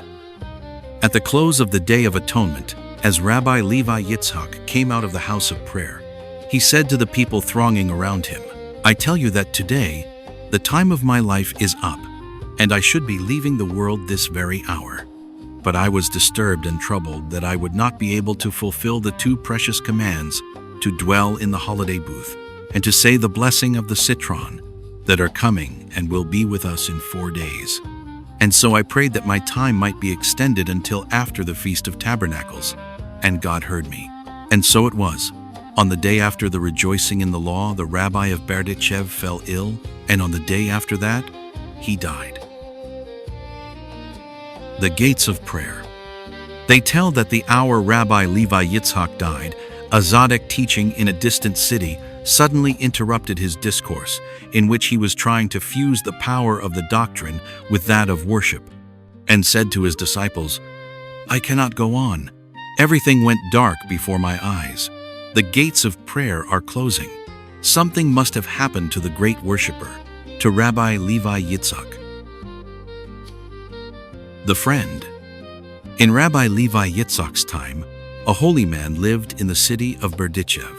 They called him the Rabbi of Morchov because he had grown up in Morchov, in the Ukraine. There was friendship between these two, and in their relation to each other, reproof was open and love hidden. When the Tzaddik died, the Rabbi of Morchov came to walk behind his bier. When they had carried the body out of the house, he went close up to it, leaned down, and whispered something in the ear of the dead. Only the last words were audible, as it is written, "7 weeks you shall count." When 7 weeks had passed, he himself died. From that time on, Rabbi Levi Yitzhak was dead, and from that time on there was no Rav in Berdichev. The congregation could find no one to fill the place he had left empty. Zusia of Honeypole. The blessings. Rabbi Zusia used to say, "My mother Merle, peace be with her, did not pray from the book because she could not read. All she knew was how to say the blessings. But wherever she said the blessing in the morning, in that place the radiance of the divine presence rested the livelong day." The parable of the woodcutter. In his youth, Zuzia joined the congregation of the great Maggid, Rabbi Ber of Mezrich, but he did not stay with the other disciples. He roamed through the woods, lay down in hidden places, and sang his praises to God, until the people quoted Solomon's words when they spoke of him. With her love, be thou ravished always. His younger brother, Elimelech, who was still a boy and did not as yet belong to the congregation, sat over his books. He wondered at Zuzia and once asked him, "Brother, why do you act so, that everyone in the house of study says it is strange?" Zuzia answered him with a smile, "My brother, I shall tell you a story, and this is the story." A poor woodcutter had a great longing to see the king face to face. So he left his village and walked for many days until he came to the city where the king lived. After trying for a long time, he succeeded in getting employment in the king's palace. He was to tend the stoves, and now he put all the zeal and good sense he was capable of into his work. He went to the forest himself, fetched the best wood, fragrant with resin, split it into even logs, and at just the right hour, stacked these deftly in the various fireplaces. The king enjoyed the good, living warmth. It was better than what he had had, and he asked how this came about. When they told him about the woodcutter and his work, he sent him a message that he could nave a wish. The poor man begged that he might be allowed to see the king every once in a while. His wish was granted. They made a window in a narrow passage which led to the woodshed, and this window faced the king's living room, so the woodcutter could look through and satisfy his longing. Now once, when the prince was seated at his father's board, he said something which displeased him and was punished by a year's banishment from the king's apartments. For a time, he lived in bitter loneliness. Then he began to wander mournfully through the corridors of the palace. When he came to the little window they had made for the woodcutter, he was seized with still greater longing to see his father again and begged the man to let him look through. They got to talking together. "My brother," said Zuzia to Elimelech, when he had reached this point in his story, "this is what the woodcutter told the prince when they were talking to each other. You are at home in the rooms of the Lord and eat at his table. All you need do is to govern your speech wisely. But I have neither wisdom nor learning, and so I must perform my lowly service that I may sometimes see the Lord's face." End quote. The Word. This was told by Rabbi Israel of Rizhin. All the pupils of my ancestors, the great Maggid, transmitted the teachings in his name, all except Rabbi Zuzia. And the reason for this was that Rabbi Zuzia hardly ever heard his teacher's sermon out to the end.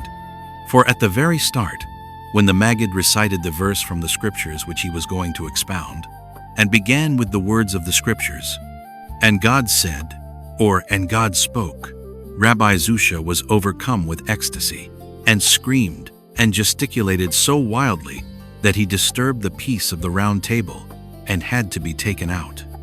And then he stood in the hall, or in the woodshed, beat his hands against the walls, and cried aloud, "And God said." He did not quiet down until my ancestor had finished expounding the scriptures. That is why he was not familiar with the sermons of the Maggid. But the truth, I tell you, the truth is this: if a man speaks in the spirit of truth and listens in the spirit of truth, one word is enough.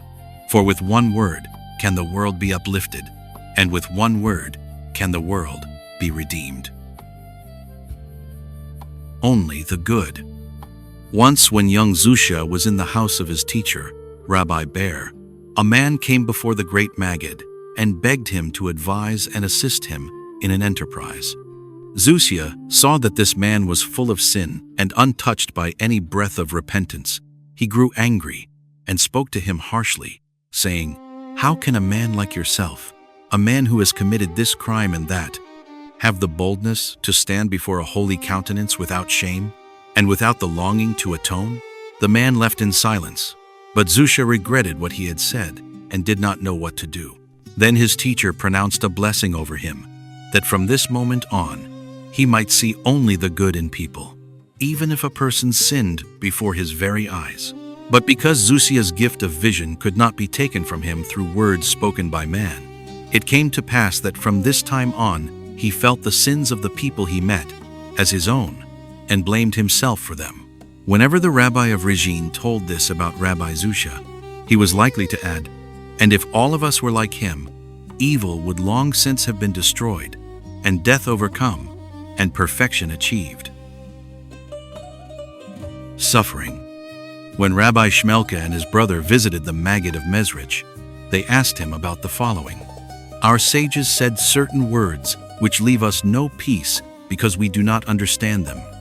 They are that men should praise and thank God for suffering just as much as for well-being, and receive it with the same joy. Will you tell us how we are to understand this, Rabbi?" The Maggid replied, "Go to the house of study. There you will find Zuzia smoking his pipe. He will give you the explanation." They went to the house of study and put their question to Rabbi Zuzia. He laughed. "You certainly have come to the right man. Better go to someone else rather than to me, for I have never experienced suffering." But the two knew that, from the day he was born to this day, Rabbi Zuzia's life had been a web of need and anguish. Then they knew what it was, to accept suffering with love. The garments of mercy. They asked Rabbi Zuzia, "We pray, and bestow good mercy upon us. And who bestowest good mercy? Is not every mercy good?" He explained, "Of course every mercy is good. But the truth of the matter is that all God does is mercy, only that the world cannot bear the naked fill of his mercy, and so he has sheathed it in garments. That is why we beg him that the garment too may be good." The recipient. A man who lived in the same town as Rabbi Zuzia saw that he was very poor. So each day he put 20 pennies into the little bag in which Zuzia kept his phylacteries, so that he and his family might buy the necessaries of life. From that time on, the man grew richer and richer. The more he had, the more he gave Zuzia, and the more he gave Zuzia, the more he had. But once he recalled that Zuzia was the disciple of a great Maggid, and it occurred to him that if what he gave the disciple was so lavishly rewarded, he might become even more prosperous if he made presents to the master himself. So he traveled to Mezrich and induced Rabbi Ber to accept a substantial gift from him. From this time on, his means shrank until he had lost all the profits he had made during the more fortunate period. He took his trouble to Rabbi Zuzia, told him the whole story, and asked him what his present predicament was due to, for had not the rabbi himself told him that his master was immeasurably greater than he? Zuzia replied, "Look, as long as you gave, and did not bother to whom, whether to Zuzia or another, God gave to you, and did not bother to whom. But when you began to seek out especially noble and distinguished recipients, God did exactly the same." The offering. They said to Rabbi Zuzia, "It is written, 'Speak unto the children of Israel, that they take for me an offering.' Should it not rather be that they make for me an offering?" Rabbi Zuzia replied, "It is not enough for him who gives to the needy to do this in the spirit of holiness. The needy must also take in the spirit of holiness. It is not enough to give in the name of God. What is given must also be taken in the name of God. That is why it is written, that they take for me an offering." On the road. For 3 years, Zuzia and Elimelech journeyed through the land, for they wanted to share the lot of the divine presence in exile and convert to it erring mankind. Once they spent the night at an inn where a wedding was being celebrated. The guests were rough and tough fellows to begin with, and had drunk far more than was good for them. They were just trying to think up some new fun for themselves when the poor travelers arrived in the nick of time for their purpose. They had hardly lain down in a corner, Rabbi Elimelech against the wall, and Rabbi Zuzia beside him, when those fellows came, grabbed Zuzia, who was closest to hand, beat him, and tormented him. After a time, they let him slide to the floor and began to dance. Elimelech was annoyed that they had let him lie on his sack undisturbed. He envied his brother the blows he had received. So he said, "Dear brother, now let me lie in your place, and you sleep in my corner." And they changed places. When the fellows had finished dancing, they wanted to go on with the fun they had had, and laid hands on Rabbi Elimelech. But one of them cried, This isn't according to law and order. Let the other one have his share of our gifts of honor." With that, they dragged Zusia out of his corner, gave him a second drubbing, and shouted, "You too shall carry away a souvenir of the wedding." Then Zusia laughed and said to Elimelech, "You see, dear brother, if blows are appointed to a man, they will always find him out, no matter where he puts himself." The horses. In the course of their long wanderings, the two brothers, Rabbi Zusia and Rabbi Elimelech, often came to the city of Ludmir. There they always slept in the house of a poor, devout man. Years later, when their reputation had spread all over the country, they came to Ludmir again, not on foot as before, but in a carriage. The wealthiest man in that little town, who had never wanted to have anything to do with them, came to meet them the moment he heard they had arrived, and begged them to lodge in his house. But they said, "Nothing has changed in us to make you respect us more than before. What is new is just the horses and the carriage. Take them for your guests, but let us stop with our old host, as usual." The fruits of wandering.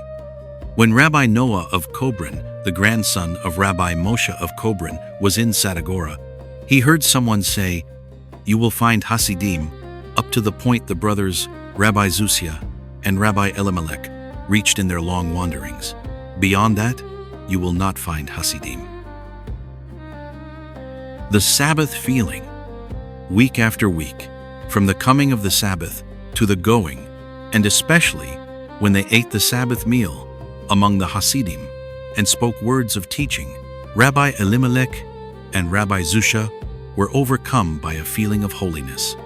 Once, when they were together, Rabbi Elimelech said to Rabbi Zusia, "Brother, I am sometimes afraid that my feeling of holiness on the Sabbath may not be a true feeling, and that in that case my service may not be the right service." Ivrit 10. "Brother," said Zusia, "I too am sometimes afraid of that very thing." "What shall we do about it?" asked Elimelech. Zusia replied, "Let each of us, on a weekday, prepare a meal which is exactly like the Sabbath meal, and let us sit with the Hasidim and say words of teaching. Then, if we have that feeling of holiness, we shall know that our way is not the true way. But if we do not have it, this will prove that our way is right." And they did accordingly. They prepared a Sabbath meal on a weekday, put on Sabbath clothes and the fur caps they wore on the Sabbath, ate with the Hasidim, and spoke words of teaching. And the feeling of holiness overcame them just as on the Sabbath. When they were alone together, Rabbi Elimelech asked, "Brother, what shall we do?" "Let us go to the rabbi of Mezrich," said Rabbi Zusia. They went to Mezrich and told their teacher what was weighing upon them. The Maggid said, "If you put on Sabbath clothes and Sabbath caps, it is quite right that you had a feeling of Sabbath holiness. Because Sabbath clothes and Sabbath caps have the power of drawing the light of Sabbath holiness down to earth. So you need have no fears." Zusia and the sinner. Once Rabbi Zusia came to an inn, and on the forehead of the innkeeper he saw long years of sin. For a while he neither spoke nor moved. But when he was alone in the room which had been assigned to him, the shudder of vicarious experience overcame him in the midst of singing psalms, and he cried aloud, "Zusia, Zusia, you wicked man, what have you done? There is no lie that failed to tempt you, and no crime you have not committed. Zusia, foolish, erring man, what will be the end of this?" Then he enumerated the sins of the innkeeper, giving the time and place of each as his own, and sobbed. The innkeeper had quietly followed this strange man. He stood at the door and heard him. First he was seized with dull dismay, but then penitence and grace were lit within him, and he woke to God. Joint penance. This was told by a reader in the house of prayer. When I heard that Rabbi Zusia helped people to turn to God, I decided to go to him. When I arrived in Hanipol, I immediately went to his house, put down my sticks and knapsack, and asked for him. The rabbi's wife told me to go to the house of study. I could see the rabbi from the threshold. He was wearing his prayer shawl, had just taken off his phylacteries, and was reciting the psalm, "Answer me when I call." While he said these words, he wept more bitterly than I had ever heard or seen anyone weep. And then, on the floor, I saw a man who was moaning quietly to himself. Suddenly, he screamed, "I am a great sinner!" It took me quite a while to understand what was going on, and later I learned the whole story. The man was an assistant in the house of study of the town he lived in. He had been urged to go to Rabbi Zusia to be told what to do as a penance. But when he stood in front of the rabbi, he refused to do penance. But the rabbi himself told me what happened then. It was when I discussed my own affairs with him and mentioned what I had seen. "What did Zusha do then?" he said to me. "I climbed down all the rungs until I was with him and bound the root of my soul to the root of his. Then he had no choice but to do penance along with me, and it was a very great and very terrible penance. But when the man stopped screaming and moaning, I saw the rabbi go up to him. He bent down, took him by the curls at his temples, and gently turned his head around. Finally he lifted him with both hands and set him on his feet. 'Thine iniquity is taken away,' he said, 'and thy sin expiated.' But I myself," so the man who told me the story added, "later became the reader in Rabbi Zusha's house of prayer." The bold-faced and the shame-faced. Our sages say, the bold-faced go to hell, the shame-faced to paradise. Rabbi Zusia, God's fool, expounded these words as follows: "Whoever is bold in his holiness may descend to hell in order to raise what is base. He may roam about in alleys and marketplaces and need not fear evil. But he who is shame-faced, who lacks boldness, must keep to the heights of paradise, to studying and praying. He must beware of coming in contact with evil." Tzaddik and Hasidim. On one of the days of heart-searching, the days between New Year and the Day of Atonement, Rabbi Zusia sat in his chair, and his Hasidim stood around him from morning until evening. He had lifted his eyes and his heart to heaven and loosed himself from all bodily bonds. While looking at him, one of his Hasidim was overcome with the desire to turn to God, and the tears streamed over his face. And just as a burning coal kindles those beside it, so man by man was lit with the flame of turning. Then the Tzaddik looked around and fixed them with his gaze. Again he lifted his eyes and said to God, "Lord of the world, this is indeed the right time for the turning. But you know that I have not the strength to do penance, so accept as penance my love and my shame." Humility. Rabbi Zusia and his brother Rabbi Elimelech were once discussing the subject of humility. Elimelech said, "If a man contemplates the greatness of the Creator, he will arrive at true humility." But Zusia said, "No, a man must begin by being truly humble. Only then will he recognize the greatness of his Creator." They asked their teacher, the Maggid, who was right. He decided it in this way: "These and those are the words of the living God, but the inner grace is his who begins with himself and not with the Creator." Of Adam. Zusia once asked his brother, wise Rabbi Elimelech, "Dear brother, in the scriptures, we read that the souls of all men were comprised in Adam, so we too must have been present when he ate the apple. I do not understand how I could have let him eat it, and how could you have let him eat it?" Elimelech replied, "We had to, just as all had to, for had he not eaten, the poison of the snake would have remained within him in all eternity. He would always have thought, 'All I need do is eat of this tree, and I shall be as God. All I need do is eat of this tree, and I shall be as God.'" Get thee out of thy country. Rabbi Zusia taught, God said to Abraham, "Get thee out of thy country, and from thy kindred, and from thy father's house, unto the land that I will show thee." God says to man, first, get you out of your country. That means the dimness you have inflicted on yourself. Then out of your birthplace. That means out of the dimness your mother inflicted on you. After that, out of the house of your father. That means out of the dimness your father inflicted on you. Only then will you be able to go to the land that I will show you. And Israel saw. They asked Rabbi Zusia, "It is written, and Israel saw Egypt dead upon the seashore. Why are the Egyptians referred to in the singular and not in the plural?" And further on it is written, "And Israel saw the great hand. Had they not seen it up to then?" He expounded, "As long as the prince demon of Egypt was alive and ruled, he saw to it that a curtain separated Israel from their Father in heaven, so that they could not see his splendor. But when the prince demon of Egypt, and this is the reason for the singular, lay dead on the seashore, the curtain tore asunder, and with their open eyes they saw his great hand." Zusia and his wife. Zusha's wife was a shrew. She kept nagging him to give her a divorce, and his heart was weighed down by her words. One night he called her name and said to her, "Look," and he showed her that his pillow was wet with tears. Then he went on, "In the Gemara it is written that if a man puts his first wife away, the altar itself will shed tears for him. My pillow is wet with these tears. And now what do you want? Do you still want a letter of divorce?" From this moment on, she grew quiet.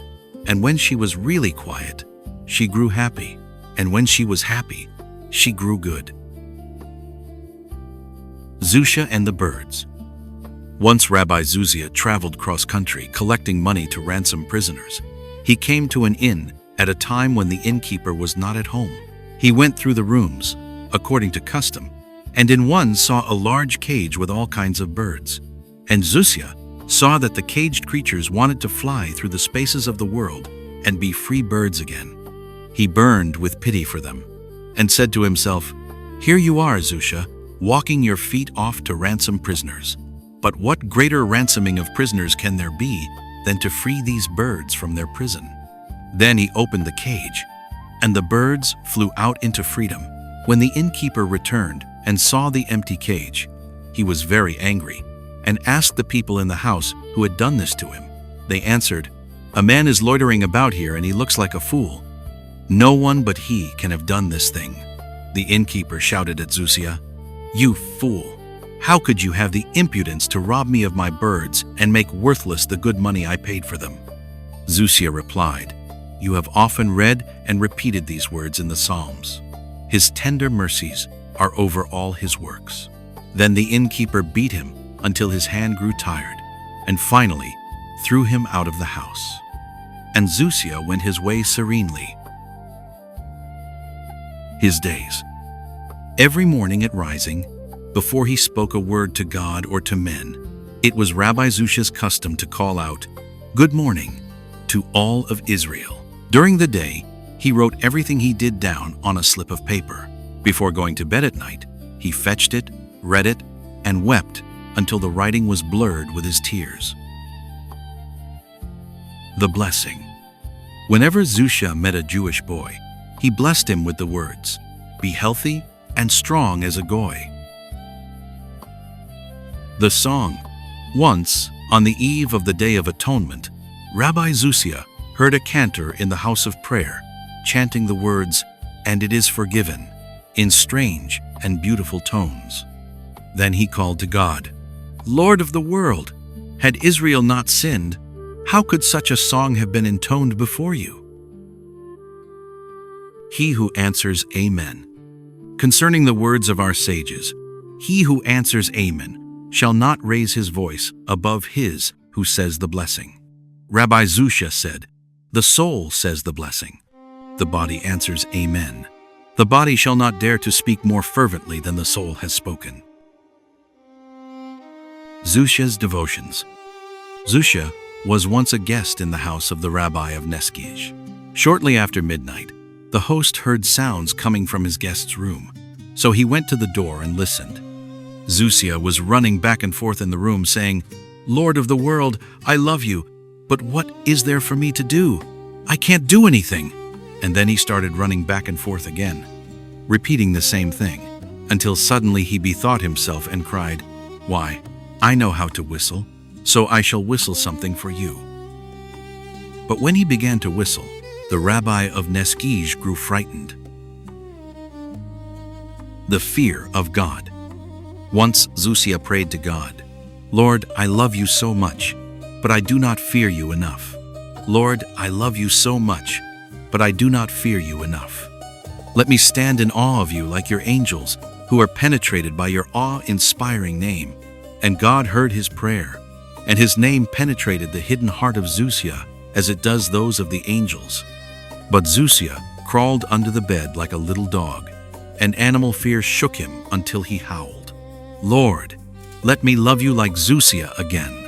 And God heard him this time also. The creation of angels. Once Rabbi Zuzia was pondering over that passage in the Talmud, which deals with hospitality. There it is written, "Those of Israel, holy are they. Many a one wants to, and has not. Many a one has, and does not want to." He could not understand why both, the hospitable man who has not, and the miser, should be called holy. And because he could not understand, he wept. Then the meaning was revealed to him. Everybody knows that an angel springs from each good deed, but angels have a soul and a body, just as we do, only that their body consists of fire and wind. Now, who wants to and has not can create only the soul of the angel. Who has and does not want to, and invites a guest only because he is ashamed not to, can create only the body of the angel. But we know that in Israel everyone vouches for everyone else, and so their works fuse as though they were those of a single being. In the same way, the soul and the body of the angel which has been created are fused together. The miser, to be sure, remains just as unholy as he was. But if the created soul finds a body with which it can clothe itself, the fusion of the two creations manifests the holiness of Israel. The accuser. This is Rabbi Zuzia's comment on the passage in the sayings of the fathers. He who commits one transgression has gotten himself one accuser. Every sin begets an accusing angel. But I have never seen a complete angel spring from the sin of a devout man of Israel. Sometimes he lacks a head, sometimes his body is crippled. For when a man of Israel believes in God, believes in him even while he is sinning, his heart aches, and what he does not do with all his will. And so the angel never emerges complete. Infract. Above them. A Hasid asked Rabbi Zuzia concerning Abraham receiving the three angels. It is written, "And he took curd and milk and the calf which he had dressed, and set it before them. And he stood above them under the tree, and they did eat." It is not strange that here the man stood above the angels. Rabbi Zuzia expounded, when a man eats in a state of consecration, he redeems the holy sparks which are imprisoned in food. But the angels are not aware of this service unless the man has told them of it. That is why it is written of Abraham that he stood above them. He let the consecration of the meal descend on them. The wheel. Rabbi Israel of Rizhin had been falsely accused and put in prison. There he said, Heaven once revealed to Rabbi Zuzia that he was to go to a village not far from Hanipol and guide a tax collector on the true way. He went there immediately and found the man selling vodka to the peasants. He tried to make him stop and say a prayer, but the collector became more and more impatient. When Rabbi Zuzia continued to exhort him in spite of his rejection, and even laid an urgent hand on his arm, he took hold of the intruder, shoved him out into the court, and shut the door on him. It was very cold, and the rabbi shivered all over. Then he caught sight of an old wagon wheel lying on the ground and put it against his body. And instantly it became a wheel of the chariot of heaven and gave out delicious warmth. That was how the tax collector found him. When he saw the blissful smile on Rabbi Zuzia's lips, he experienced the truth about life in one small second, and already, with faltering feet and full of amazement at himself, he stood on the true way. He's a best of the friends. At the crossroads. On one of his wanderings, Rabbi Zuzia came to a crossroads and did not know which of the two roads to take. Then he lifted his eyes and saw the divine presence leading the way. The Poles have no savoir-vivre. Rabbi Nathan Adler of Frankfurt related, "It is not for nothing that they say the Poles have no savoir-vivre. No matter when I lift my soul to heaven, Rabbi Zusha is always there ahead of me. Once I fasted for a long time, in order to reach the gates of heaven while they are still closed. I stood before the gates, and when they were opened, I was the very first to enter. And whom do you suppose I saw inside? Rabbi Zusha. How he got in, I don't know, but he was certainly there. He had not had the grace to wait until he was admitted. It is not for nothing that they say the Poles have no savoir-vivre." Zusha, and fire and earth. Zusha once put his hand into the fire. When the flames scorched him, and he drew it back, he was surprised and said, "Dear me, how crude is Zusha's body, that it fears fire." Another time he said to the earth, "Earth, earth, you are better than I, and yet I trample on you with my feet, but soon I shall lie under you and be subject to you." Fire and cloud. It is told, on a certain Feast of Tabernacles, before the world had become aware of Zusha, he lived in the booth of the Rav of Ostrog. When evening came, the Rav lay down on his soft couch heaped high with pillows and blankets, while Zusha slept on the ground in the manner of poor Sabbath guests. In the course of the night he said to himself, "Ah, Zusha feels cold. He cannot sleep in the booth." That very instant, a fire descended from heaven and warmed the booth so well that the Rav of Ostrog had to throw off feather beds and blankets. "Now it is warm enough," said Zusha.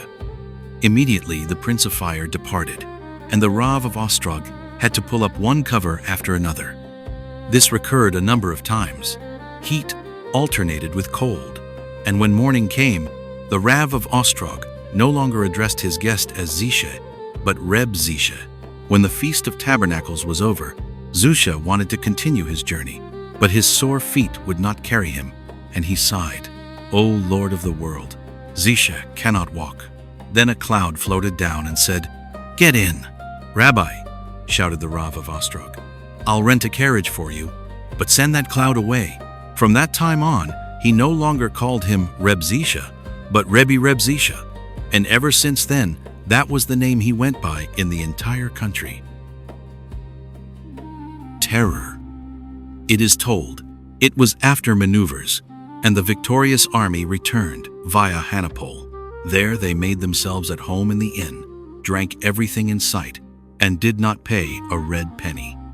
They wanted to go on drinking, but since there was nothing left, they smashed all the glasses and utensils. Then they demanded more liquor, and because there was none, they beat up the innkeeper and his helpers. The terrified man finally got a message through to Rabbi Zusha. Zusha came at once, stopped outside the window, looked in at the soldiers, and 3 times in succession said the words of the prayer, "Yuveken ten padeka, Lord, our God, lay your terror on all of your creatures." At that, all the soldiers rushed out of the door, and the windows in mad haste left their guns and knapsacks behind, and ran down the street without paying any attention to their commanding officer, who came toward them at the outskirts of the town. Not until he called to them in an angry voice did they stop. They told him. An old Jew came and yelled, "Padak!" Then we were scared to death. We don't know how or why, and even now we are still afraid. The commander led them back to the inn, where they had to pay for the damage they had done and give compensation for the beatings before he let them march on. The Shepherd's Song. Rabbi Zusha once passed a meadow where a swineherd in the midst of his flock was playing a song on a willow flute.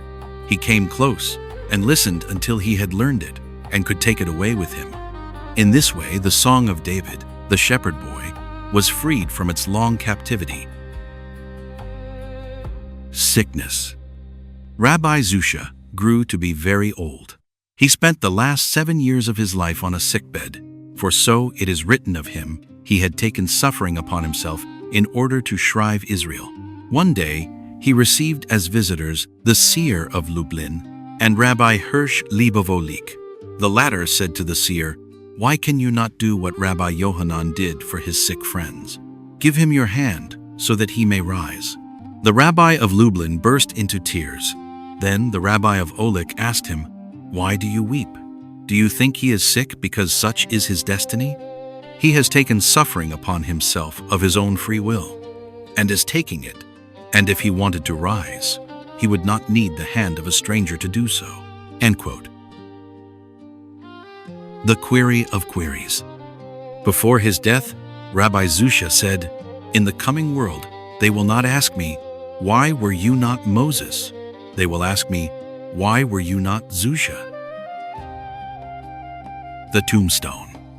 On Rabbi Zusha's tombstone are the words, "One who served God with love, who rejoiced in suffering, who rested many from their sins." The fire. A certain Rav in Hanapol, one of our own day, wrote down the following. At night, when not a soul was in the graveyard, the lantern above Rabbi Zusia's grave fell to the ground.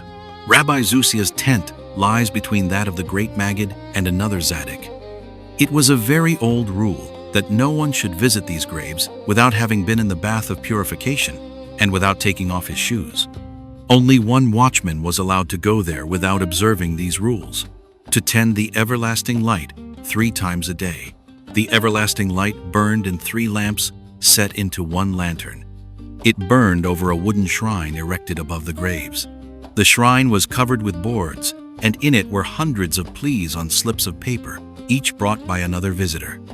On the earth lay twigs, and these too had been laid down on the graves by visitors, for such was the custom. Now, when the lantern fell and fire broke out, all the papers in the shrine were burned, and all the withered sprays on the ground, but the flames did not harm the wood of the shrine itself, though it was very dry. The secret of sleep.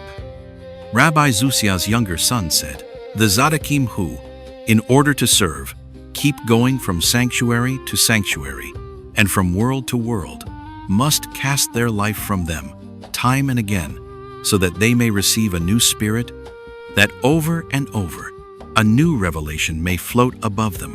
This is the secret of sleep."